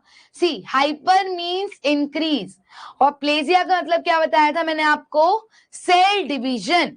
तो अगर there is increase number of cells, अगर बहुत सारे सेल्स का नंबर बढ़ रहा है तो उसको हम क्या बोलेंगे, hyperplasia. Hyper means increase and plasia means cell division. So what is hyperplasia? Increase in number of cells, increase cell division, yes. Next, second terminology come hypertrophy. Hypertrophy, hyper means increase. अब यहाँ पे trophy का मतलब वो trophy नहीं है जो हमको स्कूल टाइम पे मिलती थी, कॉलेज टाइम पे मिलती थी। Hypertrophy means increase, hyper means increase and trophy here represent increase in size of cells. Increase in size of cells. अगर सेल का increase the growth of cell. Yes. अगर cell का size बढ़ रहा है तो उसको हम क्या बोलते हैं? हाइपरट्रॉफी. और अगर इंक्रीज हो रहा है नंबर ऑफ सेल्स तो उसको हम क्या बोलते हैं? Hyperplasia. Next terminology number 3. Next come atrophy. So what is the meaning of atrophy? Decrease in size of cells. Atrophy का मतलब क्या होता है? अगर सेल का साइज डिक्रीज हो जा रहा है तो दैट इज एट्रोफी. जहां भी वर्ड ए लग जाता है अल्फाबेट तो उसका मतलब हम क्या कंसीडर करते हैं? एब्सेंट. तो यहाँ पे क्या हो रहा है? अगर सेल का साइज कम हो रहा है या नेग्लिजिबल हो रहा है, मतलब बढ़ ही नहीं रहा है, वो सिकुड़ता जा रहा है सेल. हम बोलते हैं ना, जैसे जैसे हम एडवांस एज में जाते जाते हैं हमारे क्या होने लग जाते हैं? ऑर्गन्स एट्रोफी होने लग जाती है उनकी. एट्रोफी का मतलब क्या है? कि ऑर्गन्स का जो साइज है वो कम होने लग जाता है. तो that is referred as atrophy. Next terminology is dysplasia. Next terminology is dysplasia. And now what is the meaning of dysplasia? Change in shape, size, function. Change in shape, size, function and arrangement of cells. And arrangement of cells is referred as dysplasia. अब हमारे पास नई terminology आई, that is dysplasia. अब dysplasia is what? Abnormal development growth cell, abnormal growth of cell. Okay, तो dysplasia क्या है? अगर सेल का शेप, सेल का साइज, सेल का फंक्शन और सेल का अरेंजमेंट चेंज हो रहा है तो उसी को हम क्या बोलते हैं? डिस्प्लेजिया. Let's see. सपोज पहले नॉर्मली सेल हमारा ऐसे था, it is are normal cell. अब अगर इसमें डिस्प्लेजिया हो गया तो क्या हो जाएगा? इसका सबसे पहले शेप चेंज होगा. शेप चेंज हुआ, फिर उसके बाद साइज चेंज होगा, उसके बाद फिर फंक्शन. अब जब शेप और साइज अलग हो गया तो सेल जो पहले फंक्शन कर रहा था उस तरीके से फंक्शन नहीं करेगा. तो फंक्शन चेंज हुआ प्लस इसका क्या चेंज हो गया? आपका arrangement. So it is referred as dysplasia. तो अगर सेल का शेप, सेल का साइज, सेल का फंक्शन और सेल का अरेंजमेंट में चेंजेस आ रहे हैं तो उसको हम क्या बोलते हैं? डिस्प्लेजिया. अब डिस्प्लेजिया के भी हमारे पास ग्रेड्स हैं. सबसे पहले बात कर लेते हैं example of dysplasia. Example of, we can say grade, they are similar. Grading of dysplasia.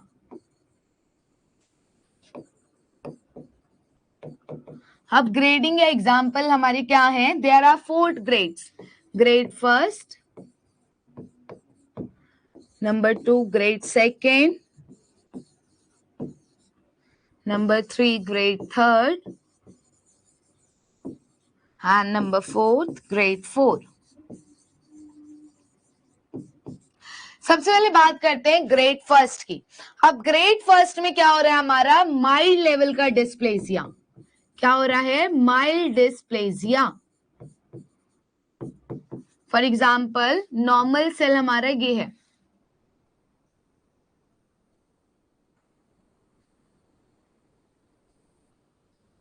It is are normal sales.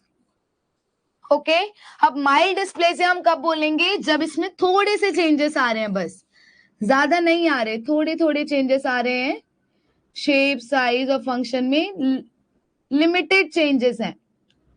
और हमारा सेल क्या है? आपका दूसरा point, well differentiated. Well differentiated. अब वेल डिफरेंशिएटेड का क्या मतलब है यहाँ पर कि जो सेल्स की ओरिजिन है, मतलब जहां से ये ओरिजिनेट हुए, जैसे इनके पेरेंट सेल थे उसी प्रकार के डॉटर सेल्स बने होंगे। देखो ये हमारा है पेरेंट सेल, इससे बना हमारा डॉटर सेल, तो ज्यादा चेंजेस नहीं आए हैं। आप आइडेंटिफाई कर सकते हो कि इस ए ग्रुप वाले पेरेंट सेल से ही ये जो स्मॉल ए वाली डॉटर सेल बनी है वो इसी ग्रुप से बनी है, ए कैपिटल ए वाले पेरेंट सेल से ही बनी है। तभी इसको हम क्या बोल रहे हैं कि ये कैसे हमारे वेल डिफरेंशिएटेड, कि इनको आप इजिली डिफरेंशिएट कर सकते हो। और यहाँ पे क्या हो रहा है, mild level of dysplasia. Next आता है ग्रेड 2। अब ग्रेड 2 में क्या होगा आपका, मॉडरेट डिस्प्लेसिया, मतलब थोड़ा सा डिस्प्लेसिया का लेवल अब बढ़ जाएगा, मॉडरेट डिस्प्लेसिया। और यहां पे हमारे सेल्स क्या होंगे, मॉडरेटली डिफरेंशिएटेड, मॉडरेटली डिफरेंशिएटेड। अब देखते हैं, it was parent cell, capital A was the parent cell. अगर इसमें मॉडरेट डिस्प्लेसिया हो गया तो सेल में थोड़े चेंजेस और आ जाएंगे, अब साइज शेप बदलने लग जाएगा। और इसमें क्या है, इसमें हम पक्का कंफर्म नहीं हो सकते कि ये जो हमारे सेल्स हैं वो इसी पेरेंट सेल से ओरिजिनेट हुए हैं या फिर किसी और से ओरिजिनेट हुए हैं। तो इसको ही हम क्या बोल रहे हैं, ग्रेड 2, जिसमें डिस्प्लेसिया कैसा है हमारा, मॉडरेट लेवल का। और जो हमारे सेल्स हैं वो क्या है, मॉडरेटली डिफरेंशिएटेड। नेक्स्ट आता है हमारा ग्रेड 3। अब ग्रेड 3 में क्या आ जाता है, सीवियर डिस्प्लेसिया। जो डिस्प्लेसिया हो गया वो कैसा हो गया, सीवियर लेवल का, सीवियर डिस्प्लेसिया। अब सीवियर डिस्प्लेसिया में क्या होगा कि जो हमारे डॉटर सेल बने हैं वो आप पहचान ही नहीं पाओगे कि हमारे पेरेंट सेल से ही अराइज हुए हैं या किसी और से अराइज हुए हैं। अब लेट्स सी, जो हमारा ए जो था पेरेंट सेल, क्या आपको देख के लग रहा है इसी पेरेंट सेल से ये वाले, हम इसको नाम देते हैं सी, इसी पेरेंट सेल से ये सी वाले सेल डिराइव्ड हुए होंगे? क्या कोई कह पाएगा इसको? अगर ग्रेड 3 है, सीवियर डिस्प्लेसिया हो गया, तो क्या आप बता पाएंगे इसी यही वाले ग्रुप के सेल से हमारे ये वाले सेल डिराइव्ड हैं? No, yes. ऐसा क्यों? क्योंकि अब शेप साइज बिल्कुल अलग हो गया, प्लस अरेंजमेंट में भी डिफरेंस आ गया। तो इसको हम क्या बोल रहे हैं, तभी सीवियर डिस्प्लेसिया। और यहाँ पे जो हमारे सेल्स होते हैं वो क्या होते हैं, अनडिफरेंशिएटेड। अनडिफरेंशिएटेड का मतलब अब आप आइडेंटिफाई नहीं कर पाओगे कि ये सेल जो है पेरेंट सेल से ओरिजिनेट ही हुए हैं या फिर नहीं हुए हैं। प्रतीक्षा इज सेइंग यस। क्या आप इनको देख के बता पाएंगे कि ये ए वाले से ओरिजिनेट हुए हैं? जो हमारा सी वाला बना है वो क्या ए वाले से ही डिराइव्ड है? क्या माइक्रोस्कोपिक एग्जामिनेशन में ऐसा पता लगा पाएंगे आप?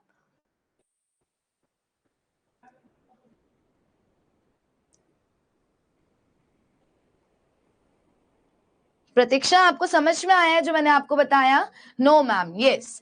तो और जो हमारा ग्रेड 3 वाले होंगे वो कैसे होंगे, अनडिफरेंशिएटेड। अनडिफरेंशिएटेड का मतलब क्या है, आप इनको डिफरेंशिएट नहीं कर पाओगे। डिफरेंशिएटेड का मतलब यहाँ पे क्या है कि ये इसी पेरेंट सेल से डिराइव्ड है या फिर नहीं डिराइव्ड है। लास्ट आता है आपका ग्रेड 4। जो हमारा लास्ट बचता है ग्रेड 4 वाला डिस्प्लेसिया, उसमें क्या हो जाता है, नया वर्ड हमारे सामने अब आएगा, एनाप्लेसिया। ग्रेड 4 में क्या हो जाता है, एनाप्लेसिया। अब देखते हैं एनाप्लेसिया का क्या मतलब है। एनाप्लेसिया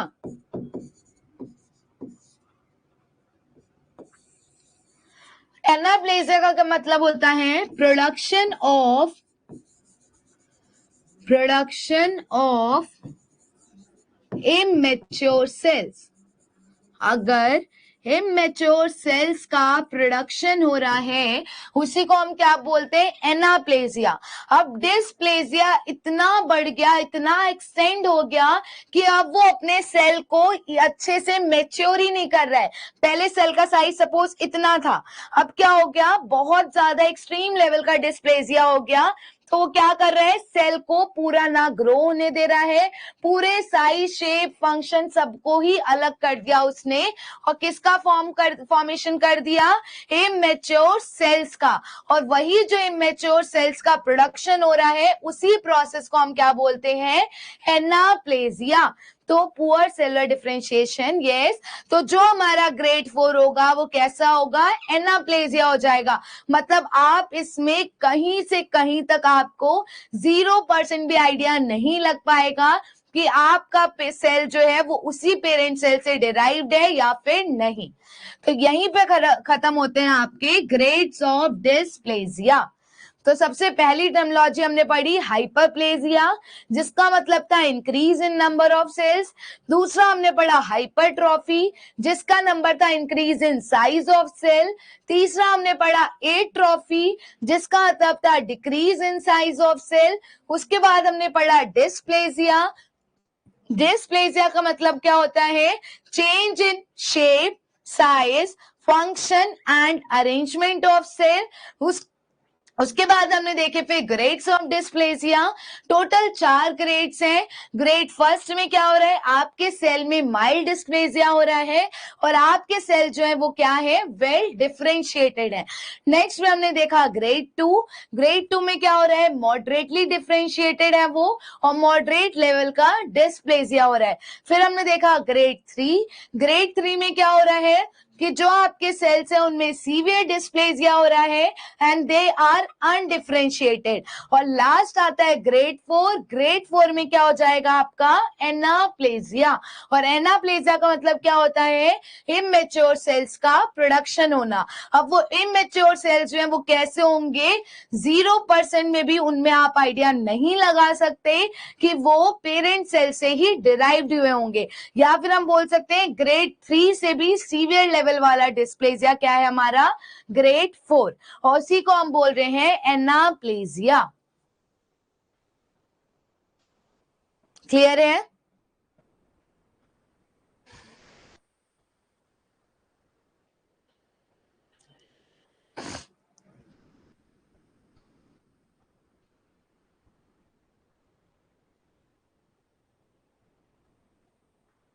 यस, ओके। सिर्फ एक ही बच्चे को समझ में आया, अमित, बाकियों को नहीं आया?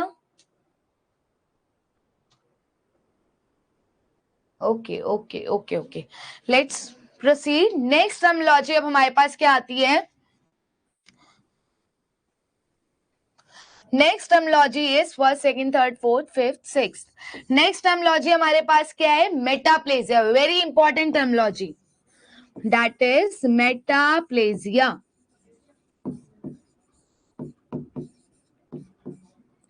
मेटाप्लेजिया का मतलब क्या है, चेंजिंग ऑफ, ओके, मेटाप्लेजिया का मतलब क्या है, changing of one type of cell to another type, one type of cell to another type। अब मेटाप्लेजिया का मतलब क्या होता है, एक सेल के टाइप का दूसरे सेल के टाइप में चेंज होना। सपोज कोई सेल, सपोज एग्जांपल बताती हूँ मैं आपको, एग्जांपल कहीं पे आपके क्या प्रेजेंट है, columnar, for example columnar epithelial tissues present है, कोलमनार एपिथेलियल टिश्यू। एपिथेलियल का मतलब जो सरफेस पे प्रेजेंट होते हैं, कोलमनार का मतलब कॉलम शेप होते हैं, कॉलम शेप है। तो क्या है हमारा, कहीं पे अगर कोलमनार एपिथेलियल टिश्यू प्रेजेंट है, अगर वो किस में चेंज हो रहा है, for example squamous epithelial tissue में, squamous epithelial tissue, squamous epithelial tissue. तो अगर एक सेल या सेल के ग्रुप को ही हम क्या बोलते हैं, टिश्यू। तो अगर एक टाइप का टिश्यू दूसरे टाइप ऑफ टिश्यू में चेंज हो रहा है, उसी को हम बोलते हैं metaplasia. What we say, it is metaplasia. अब जो हमारा मेटाप्लेजिया है वो एबनॉर्मल कंडीशन में भी हो सकता है और नॉर्मल कंडीशन में भी। अब बात करते हैं एग्जाम्पल, एक बहुत फेमस एग्जाम्पल है इसका, Barrett's oesophagus. Barrett's oesophagus, Barrett's oesophagus का मतलब क्या है, जो नया ईसोफेगस हमारा बना वो। अब नया ईसोफेगस का मतलब ये नहीं है कि पूरा नया ही किसी ने प्लेस कर दिया, ऐसा नहीं। नया ईसोफेगस का मतलब है कि जो उसके इनर लाइनिंग पे सेल्स प्रेजेंट है या टिश्यूज प्रेजेंट है वो अब चेंज हो गए। अब चेंज क्यों हो गए, आपने एक डिसीज कंडीशन का नाम सुना होगा, दैट इज गर्ड। गट की फुल फॉर्म क्या होती है, gastro oesophageal reflux disease. Gastro means stomach, reflux oesophageal मतलब ईसोफेगस, रिफ्लक्स मतलब वापस आना, और उसी के डिसीज को हम क्या बोल रहे हैं, गट। अब गैस्ट्रो ईसोफेजियल रिफ्लक्स डिसीज में क्या होता है, हमको पता है हमारे स्टमक में एसिडिक है, एसिडिक नेचर का है। अब एसिडिक नेचर का कंटेंट क्यों प्रेजेंट है, ओके अगर और एसिड नेचर का क्यों प्रेजेंट है, क्योंकि हमारे स्टमक में HCl प्रेजेंट है। क्या प्रेजेंट है आपका, HCl। तो जो हमारा ये HCl है, अगर ये रिफ्लक्स हो रहा है मतलब वापस आ रहा है, तो वो क्या करता है, हमारे ईसोफेगस की इनर लाइनिंग को इरिटेट करता है। और जब इरिटेट करता है तो वो सेल क्या हो जाते हैं, जो सेल के टिश्यू प्रेजेंट है वो दूसरे टिश्यू में चेंज हो जाते हैं। और वो उसी कंडीशन को हम क्या बोलते हैं, जो हमारा दूसरे सेल टिश्यू का स्ट्रक्चर बनता है वही कहलाता है आपका बैरेट्स ईसोफेगस।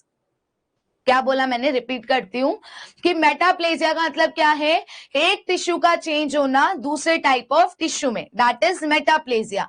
अब ये नॉर्मली भी हो सकता है और एबनॉर्मली भी हो सकता है। नॉर्मली कैसे हो सकता है, एक कंडीशन है गर्ड। सपोज कोई पेशेंट डायग्नोस हुआ गर्ड से, तो गर्ड में क्या होता है, जो हमारे स्टमक का एसिडिक कंटेंट है वो वापस आता है। और अगर वही एसिडिक कंटेंट वापस आ रहा है तो वो क्या करता है, हमारे ईसोफेगस को इरिटेट करने लग जाता है। क्योंकि जब भी एसिड के कांटेक्ट में हमारी इनर लाइनिंग आएगी, म्यूकोजा आएगी, तो क्या होगी, वो इरिटेट होगी, जिसकी वजह से क्या होता है, एक सेल टाइप दूसरे सेल के टाइप में चेंज हो जाता है। और जो हमारा नया ईसोफेगस बनता है उसी को हम बोलते हैं बैरेट्स ईसोफेगस। तो ये था एग्जाम्पल आपका किसका, metaplasia.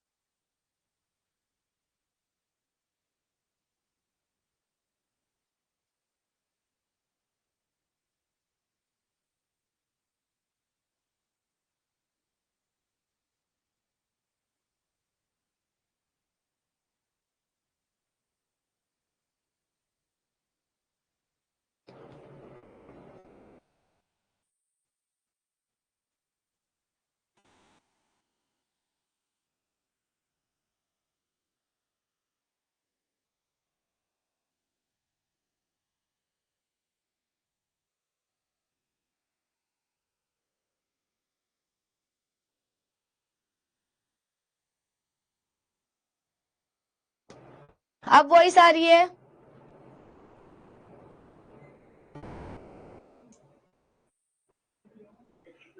No, no sound, voice नहीं आ रही है आपको,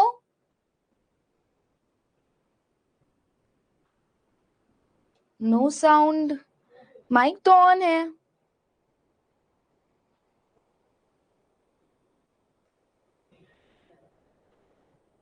now audible, okay okay okay okay okay. ठीक है, तो हमने कौन कौन सी टर्मिनोलॉजी पढ़ ली? Hyperplasia, hypertrophy, atrophy, dysplasia, anaplasia and metaplasia. तो यहाँ पे खत्म होती है हमारी ओके, तो यहाँ पे खत्म होती है हमारी कुछ इंपॉर्टेंट टर्मिनोलॉजीज। नेक्स्ट अब आते हैं कुछ इंपॉर्टेंट पॉइंट्स के बारे में बात करते हैं। Ma'am, what is normal pH value of stomach? Okay, normal pH value of stomach is less than 3.5. और अगर रेंज की बात करें तो नॉर्मल पीएच के रेंज को हम कंसिडर करते हैं 3.5 to 4.5। 3.5 और to 4.5 is the normal range. और अगर हम पीएच की बात करें तो हमारे स्टमक का पीएच कितना होता है? 3.5। अगर एक वैल्यू की बात करें, यश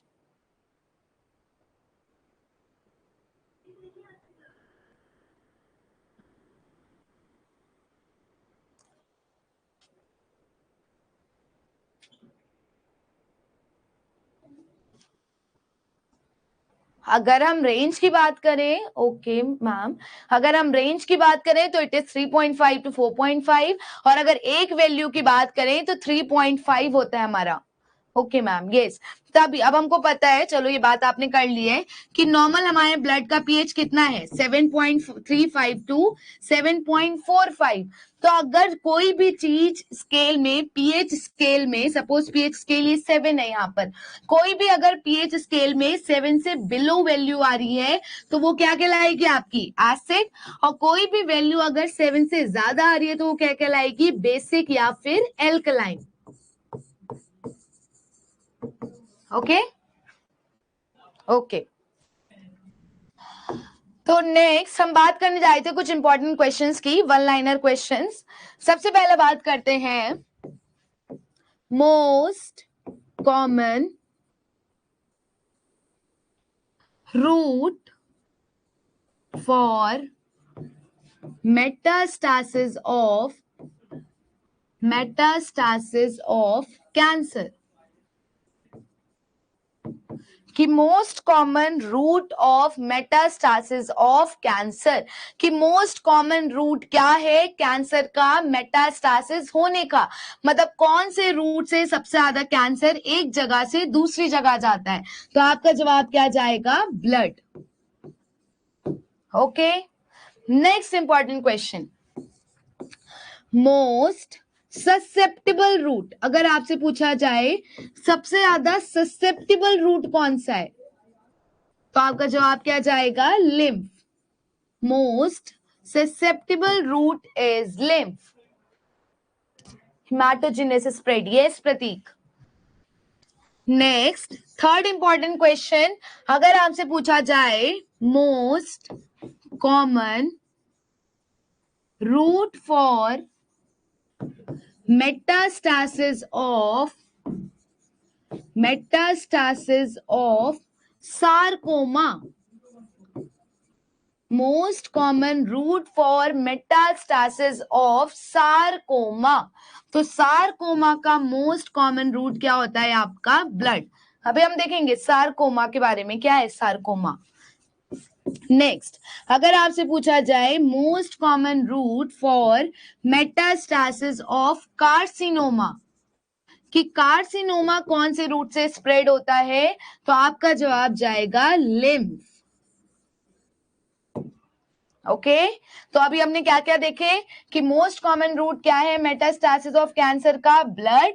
मोस्ट ससेप्टेबल रूट कौन सा है? तो lymph. Most common route for the metastasis of sarcoma क्या है? तो blood. Most common route for metastasis of carcinoma क्या है? तो आपका जवाब लिम्फ। नेक्स्ट क्या आता है, अगर आपसे पूछा जाए most common site for metastasis of cancer, कि मोस्ट कॉमनली कौन सी साइट पे कैंसर जो है वो मेटास्टाइज होता है? तो सबसे ज्यादा मेटास्टाइज होने वाली जगह क्या है आपकी? वो है लंग्स।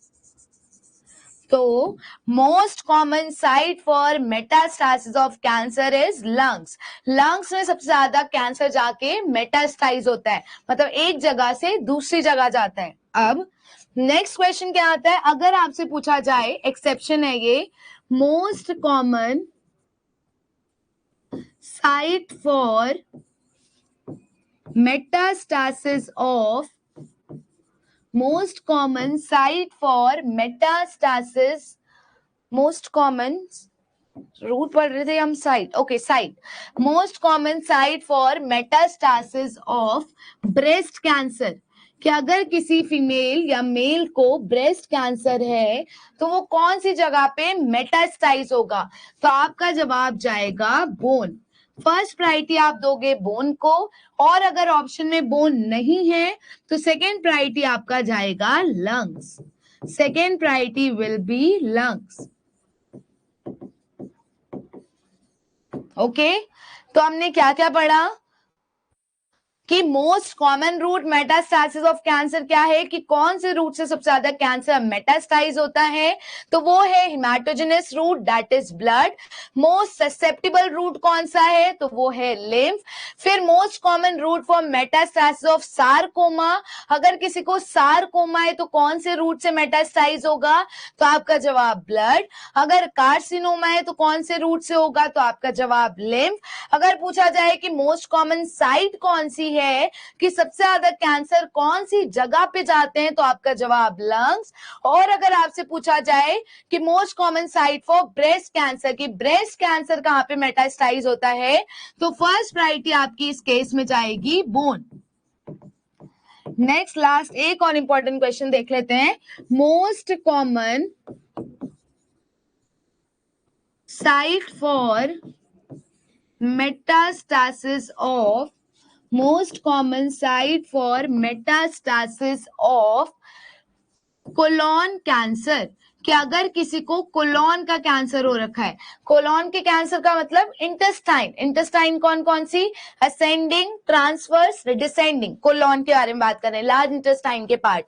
तो उसका पूछा जाए कि मोस्ट कॉमन साइट क्या है कोलॉन कैंसर की, तो आपका जवाब जाएगा लिवर, कि सबसे ज्यादा कोलॉन कैंसर कहां पे मेटास्टाइज होता है, तो वो होता है लिवर में. ओके, तो ये थे कुछ इंपॉर्टेंट वन लाइनर क्वेश्चन. फिर अब हमने देखे थे दो नए टर्म, सारकोमा और कार्सिनोमा. इसको भी एक बार देख लेते हैं, सारकोमा और कार्सिनोमा. सारकोमा का मतलब क्या होता है, ट्यूमर ऑफ कनेक्टिव टिश्यू. अगर कनेक्टिव टिश्यू का ट्यूमर हो रहा है, लाइक बोन्स, ब्लड, तो उसको हम क्या बोलेंगे, सारकोमा. सारकोमा क्या है आपका, कनेक्टिव टिश्यू का ट्यूमर. और वहीं अगर आपसे पूछा जाए कि कार्सिनोमा क्या है, तो कार्सिनोमा का मतलब होता है ट्यूमर ऑफ एपिथेलियल टिश्यू. अगर एपिथेलियल टिश्यू का ट्यूमर हो रहा है तो वो क्या कहलाता है आपका, कार्सिनोमा. ओके, तो सारकोमा किसका ट्यूमर है, कनेक्टिव टिश्यू का, और कार्सिनोमा किसका ट्यूमर है, एपिथेलियल टिश्यू का. अब बोले peritoneum common site of colon cancer. No Yash, अगर आपसे पूछा जाए मोस्टली कोलॉन कैंसर कहां पे मेटास्टाइज करता है, तो आपका जवाब जाएगा लिवर. सबसे ज्यादा वो लिवर में मेटास्टाइज होता है.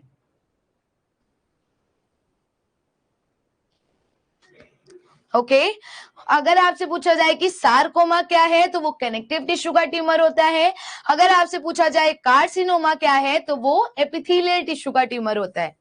अब इन दोनों में से पूछा जाए कि मोस्ट कॉमन कौन सा है, सारकोमा या कार्सिनोमा, तो आपका जवाब क्या जाएगा कि carcinoma is more common than sarcoma. और अगर आपसे पूछा जाए डेंजरस कौन सा है ज्यादा, तो आपका जवाब जाएगा सारकोमा. सारकोमा डेंजरस क्यों है, क्योंकि वो कनेक्टिव टिश्यू का हो रहा है, और कनेक्टिव टिश्यू का हमको पता है ब्लड. ब्लड का अगर कैंसर हो गया तो वो ज्यादा डेंजरस है as compare to epithelial tissue.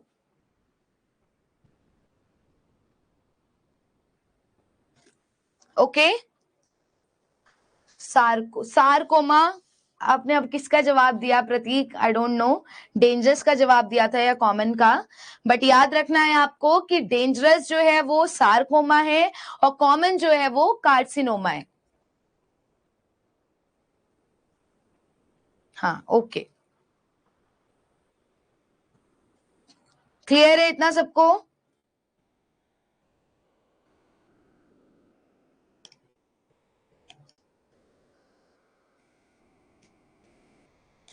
Okay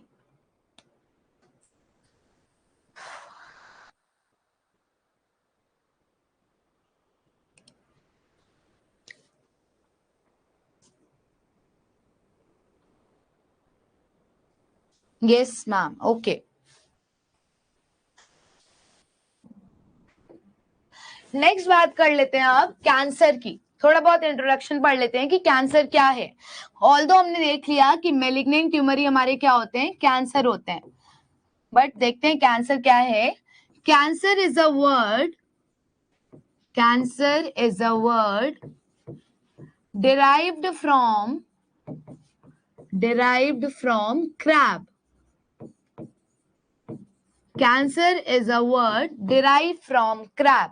cancer क्या है? वो वर्ड है जो किससे डिराइव्ड हुआ है आपका? क्रैब से डिराइव्ड हुआ है। अब क्रैब का मतलब क्या होता है? केकड़ा। केकड़ा का मतलब एक व्हाट वी से जानवर बोल सकते हैं, छोटा सा जानवर, जीव, जो क्या होता है, हर डायरेक्शन में मूव कर सकता है, इधर भी इधर भी इधर भी इधर भी इधर भी, कहीं भी जा सकता है। सिमिलरली आपका जो कैंसर है वो भी क्या हो सकता है, हर डायरेक्शन में मूव कर जाता है। तभी हमने क्या बोला है कि कैंसर क्रैब वर्ड से डिराइव्ड है। क्रैब का मतलब होता है केकड़ा। जिस प्रकार केकड़ा हर डायरेक्शन में मूव कर सकता है, उसी तरीके से सिमिलरली कैंसर भी क्या हो सकता है, हर जगह स्प्रेड हो सकता है। ओके, नेक्स्ट देखते हैं फिर टाइप्स ऑफ कैंसर, कि कितने टाइप्स के कैंसर है हमारे पास।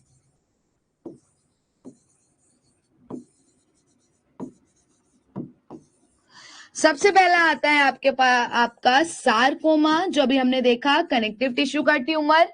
कौन सा ट्यूमर? Malignant tumour. क्योंकि मेलिग्नेंट ट्यूमर को ही हम क्या बोल रहे थे, कैंसरस सेल, मेलिग्नेंट ट्यूमर। दूसरा आता है टाइप कार्सिनोमा। तीसरा आता है ल्यूकीमिया। कार्सिनोमा क्या है? Tumour of epithelial tissue. Next leukaemia, leukaemia किसका ट्यूमर है आपका? डब्ल्यूबीसी का या फिर लिम्फोसाइट्स का। नेक्स्ट आता है लिम्फोमा। लिम्फोमा का मतलब लिम्फ नोड्स का ट्यूमर। ये भी दो टाइप्स का होता है, हॉचकिंग लिम्फोमा और नॉन हॉचकिंग लिम्फोमा। हॉचकिंग और नॉन हॉचकिंग लिम्फोमा। और लास्ट आता है आपका मल्टीपल माइलोमा। Multiple myeloma. तो ये थे हमारे कुछ 5 टाइप्स के कैंसर। कौन कौन से? सार्कोमा, कार्सिनोमा, ल्यूकीमिया, लिम्फोमा और मल्टीपल माइलोमा। सार्कोमा का मतलब ट्यूमर होना कनेक्टिव टिश्यू का। कार्सिनोमा का मतलब ट्यूमर होना एपिथेलियल टिश्यू का। ल्यूकीमिया का मतलब ट्यूमर ऑफ डब्ल्यूबीसीज। लिम्फोमा का मतलब ट्यूमर होना लिम्फ नोड्स का, जिसमें 2 टाइप आते हैं, हॉचकिंग्स लिम्फोमा और नॉन हॉचकिंग्स लिम्फोमा। और लास्ट आता है आपका मल्टीपल माइलोमा। मल्टीपल माइलोमा का मतलब है ट्यूमर होना प्लाज्मा सेल्स का। प्लाज्मा सेल्स हो गए आपके बी सेल्स या फिर टी सेल्स। आगे हम इन डिटेल पढ़ेंगे, लिम्फोमा क्या होता है, मल्टीपल माइलोमा क्या है, ल्यूकीमिया, कार्सिनोमा और सार्कोमा। ठीक है,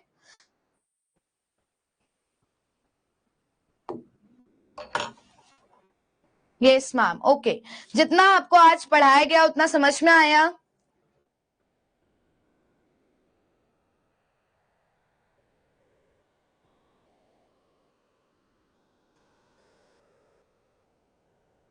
यस, एक ही बच्चे को समझ में आया?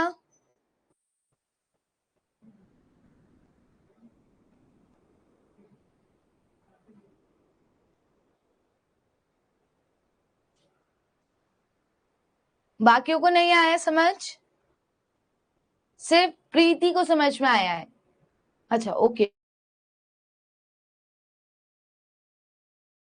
थैंक्स बोल रहे हो अभी मुझे, अभी से भगा रहे हो आप? अभी नहीं जा रही हूँ। Nice teaching ma'am, okay thank you.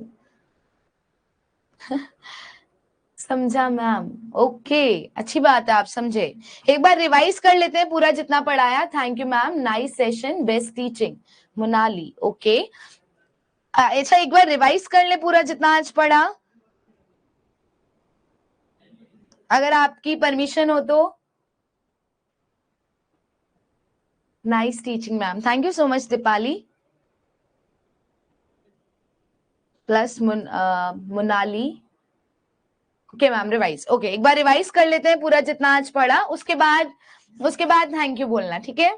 उसके बाद चली जाऊंगी मैं। ओके तो हमने स्टार्ट किया था ऑन्कोलॉजी से। तो ऑन्कोलॉजी क्या है हमारी, रिवाइज करते हैं। ओके ऑन्कोलॉजी क्या है, वो ब्रांच है मेडिकल साइंस की जो किसके संग डील करती है, ऑन ट्यूमर के संग, न्यू ग्रोथ के संग, या फिर कैंसर के संग, या फिर न्यूप्लाज्म के संग। न्यूप्लाज्म का मतलब क्या होता है, न्यू मतलब न्यू और प्लाज्म मतलब सेल डिवीजन, तो उसी ब्रांच को हम बोलते हैं ऑन्कोलॉजी। फिर हमने देखा कि ट्यूमर का मतलब क्या होता है, ट्यूमर का मतलब है एबनॉर्मल अनकंट्रोल मैनर में प्रोलिफरेशन होना। प्रोलिफरेशन का मतलब सेल का डिवीजन होना, जिसकी वजह से क्या हो रहा है, टिश्यू मास का फॉर्मेशन हो रहा है, उसी को हम क्या बोलते हैं, ट्यूमर। फिर हमने देखा दो टाइप्स के ट्यूमर होते हैं, बिनाइन ट्यूमर और मेलिग्नेंट ट्यूमर। जो हमारे बिनाइन ट्यूमर है उनको याद करने के लिए इजिली हमने क्या पढ़ा कि वो हमारे काइंड है, हार्मलेस है और इनोसेंट है। वाइल जो हमारे मेलिग्नेंट ट्यूमर है वो कैसे होते हैं, हार्मफुल। फिर जो हमारे बिनाइन ट्यूमर है उनका सबसे पहला पॉइंट हमने क्या पढ़ा कि ट्यूमर ग्रोथ उसमें कैसी होती है, slow. While on the other hand malignant tumour growth कैसी होती है, हमारी फास्ट होती है, बहुत जल्दी डिवाइड करते हैं। फिर हमने देखा कि जो हमारे बिनाइन ट्यूमर है वो कैसे होते हैं, इनकैप्सुलेटेड या फिर कैप्सुलेटेड, जिसका मतलब क्या है, that they are confined to an specific area. उसके बाद फिर हमने देखा मेलिग्नेंट ट्यूमर, जो आपके मेलिग्नेंट ट्यूमर है वो कैसे हैं, नॉन कैप्सुलेटेड। नॉन कैप्सुलेटेड का मतलब क्या है, that they are not confined to the specific area. उसके बाद फिर हमने देखा कि जो हमारे बिनाइन ट्यूमर है, very nice teaching ma'am, okay Tejaswini, जो हमारे बिनाइन ट्यूमर है वो कैसे हैं, उसमें मेटास्टासिस प्रेजेंट नहीं है। वाइल जो मेलिग्नेंट ट्यूमर है उनमें मेटास्टासिस क्या है, आपका प्रेजेंट है। तो ये हमने देख लिया टाइप्स ऑफ ट्यूमर। उसके बाद फिर हमने देखा था एक नया वर्ड आया था मेटास्टासिस। मेटास्टासिस का मतलब क्या होता है, ट्रेवलिंग या फिर स्प्रेडिंग होना एक जगह से दूसरी जगह पर, किसका, ट्यूमर का, उसी को हम बोलते हैं मेटास्टासिस। फिर हमने देखा था कि मेटास्टासिस हो क्यों रहा है, ऐसे क्या रीजन है। सबसे पहला ये था कि मेटास्टासिस इस वजह से हो रहा है क्योंकि वो ट्यूमर सेल्स लूजली अटैच होते हैं। लूजली अटैच किस वजह से, due to lack of calcium. दूसरा हमने देखा कि जो हमारा मेटास्टासिस इस वजह से हो रहा है क्योंकि ट्यूमर नॉन कैप्सुलेटेड है, उनके ऊपर कैप्सूल नहीं प्रेजेंट है। और तीसरा हमने देखा कि जो ट्यूमर सेल्स हैं वो रिलीज करते हैं हाइल्यूरिनडेज एंजाइम, और जो हमारे हाइल्यूरिनडेज एंजाइम होता है वो क्या करता है, सेल मेम्ब्रेन को ब्रेक डाउन करने में हेल्प करता है। उसके बाद फिर हमने क्या देखा, मेटास्टासिस क्यों होता है उसके कारण पढ़ लिए हमने। फिर हमने देखा था कुछ इंपॉर्टेंट टर्मिनोलॉजीज देखी थी शायद, या उससे पहले कुछ इंपॉर्टेंट अच्छा पॉइंट्स पढ़े थे कि वर्ल्ड कैंसर डे कब मनाया जाता है, तो आपका जवाब 4 फरवरी। फिर फादर ऑफ ऑन्कोलॉजी कौन है, तो आपका जवाब बीजे कैनेडी। फिर अगर पूछा जाए कि थीम क्या है वर्ल्ड कैंसर डे 2021 की, तो आई एम एंड आई विल। 22 से 24 तक की क्लोज द केयर गैप। उसके बाद फिर हमने देखी थी कुछ इंपॉर्टेंट टर्मिनोलॉजीज और कौन से सिंबल से रिप्रेजेंट होता है, तो कैंसर को रिप्रेजेंट किया जाता है रिबन से। फिर इंपॉर्टेंट टर्मिनोलॉजीज की बात करें तो उसमें सबसे पहले हमने देखा था हाइपरप्लेजिया। हाइपरप्लेजिया का मतलब क्या होता है, increase in number of cells. फिर हमने दूसरा देखा हाइपरट्रॉफी। हाइपरट्रॉफी का मतलब क्या होता है, increase in size of cell. फिर हमने देखा एट्रॉफी। एट्रॉफी का मतलब क्या होता है, decrease in size of cell. फिर हमने देखा डिस्प्लेजिया। डिस्प्लेजिया का मतलब होता है change in shape, size, function and arrangement of cell. फिर हमने देखा कि जो हमारा डिस्प्लेसिया उसके 4 ग्रेड है। ग्रेड 1 जो है उसमें माइल्ड डिस्प्लेसिया हो रहा है, और जो आपका सेल है वो क्या है आपका वेल डिफरेंशिएटेड। फिर हमने देखा दूसरा ग्रेड 2, जो हमारा ग्रेड 2 है उसमें क्या है आपके सेल मॉडरेटली डिफरेंशिएटेड, और जो डिस्प्लेसिया हो रहा है वो मॉडरेट लेवल का है। फिर हमने देखा ग्रेड 3, ग्रेड 3 जो है उसमें सीवियर डिस्प्लेसिया होता है, और जो आपके सेल हैं वो अनडिफरेंशिएटेड हो जाते हैं। फिर उसके बाद हमने देखा लास्ट ग्रेड 4, ग्रेड 4 में होता है आपका एनाप्लेजिया। फिर एनाप्लेजिया नया वर्ड आया, उसका मतलब हमने देखा एनाप्लेजिया का मतलब क्या होता है, प्रोडक्शन ऑफ इमेच्योर सेल्स। अगर इमेच्योर सेल प्रोड्यूस हो रहे हैं तो उसी को हम बोलते हैं एनाप्लेजिया। फिर हमने देखा मेटाप्लेजिया। मेटाप्लेजिया का मतलब क्या होता है, एक सेल टाइप का दूसरे सेल टाइप में चेंज होना। अब ये नॉर्मल भी हो सकता है और एबनॉर्मल भी। नॉर्मल कंडीशन में होता है तो उसी को हम बोलते हैं, जो हमारा नया इसोफेगस बनता है दैट इज बैरेट्स इसोफेगस। उसके बाद फिर हमने देखा सार्कोमा। सार्कोमा का मतलब क्या होता है, ट्यूमर ऑफ कनेक्टिव टिश्यू। फिर हमने देखा कार्सिनोमा। कार्सिनोमा का मतलब क्या होता है, ट्यूमर ऑफ एपिथेलियल टिश्यू। फिर हमने देखे थे कुछ इंपॉर्टेंट वन लाइनर क्वेश्चन। सबसे पहले देखा था most common route for metastasis of cancer that is blood. फिर हमने देखा most common route for metastasis of most susceptible route that is lymph. फिर हमने नेक्स्ट क्वेश्चन देखा कि मोस्ट कॉमन साइट क्या है ब्रेस्ट कैंसर की मेटास्टाइज होने की, तो that is bone. Most common site अगर कोलोन कैंसर की पूछी जाए तो दैट इज लिवर। अगर आपसे पूछा जाए ओवरऑल मोस्ट कॉमन साइट क्या है, तो आपका जवाब जाएगा कि मोस्ट कॉमनली ट्यूमर मेटास्टाइज होता है लंग्स में। फिर उसके बाद हमने देखे कैंसर। कैंसर क्या है, वो वर्ड है जो क्रैब से डिराइव्ड है। क्रैब का मतलब होता है केकड़ा। जैसे केकड़ा हर डायरेक्शन में मूव कर सकता है, वैसे कैंसर भी हर डायरेक्शन में स्प्रेड हो सकता है। फिर हमने देखे थे टाइप्स ऑफ कैंसर, 5 टाइप के टोटल देखे। सबसे पहला सार्कोमा, दूसरा कार्सिनोमा, तीसरा लुकीमिया, चौथा लिम्फोमा और लास्ट मल्टीपल माइलोमा। और यहीं तक आज की क्लास में हमने पढ़ा है। अब आप थैंक यू बोल सकते हो मुझे। अब पहले आप मुझे बताओ, किसी भी बच्चे को किसी भी पॉइंट में कोई भी डाउट हो तो आप मुझसे पूछ सकते हो।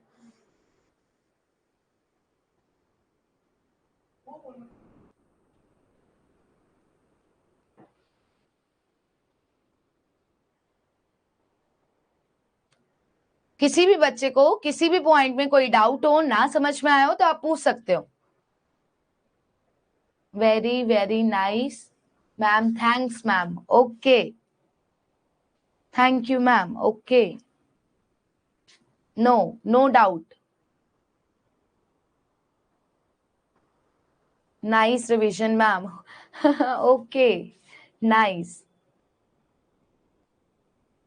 Okay okay, thanks ma'am, okay. मतलब अब आप मुझे परमिशन दे रहे हैं कि अब मैं जा सकती हूँ, right? Thank you so much, okay, thanks you too. अच्छा लगा मुझे आप लोगों को पढ़ा के, ओके। No any doubt ma'am, very nicely and smoothly teaching. Okay, so much Komal, thank you so much. Nice teaching ma'am. Okay Ashwani, very nice teaching Tejeshwani. Okay, second compliment by Tejeshwani ma'am। MS के लिए आप ही है ना, medical surgical. देखिए अलग अलग system है, बाकी आपको बता दिया जाएगा वैसे तो कि कौन क्या डील करने वाला है। Okay Amar, nice teaching ma'am Vidya, okay okay Pooja, thank you so much.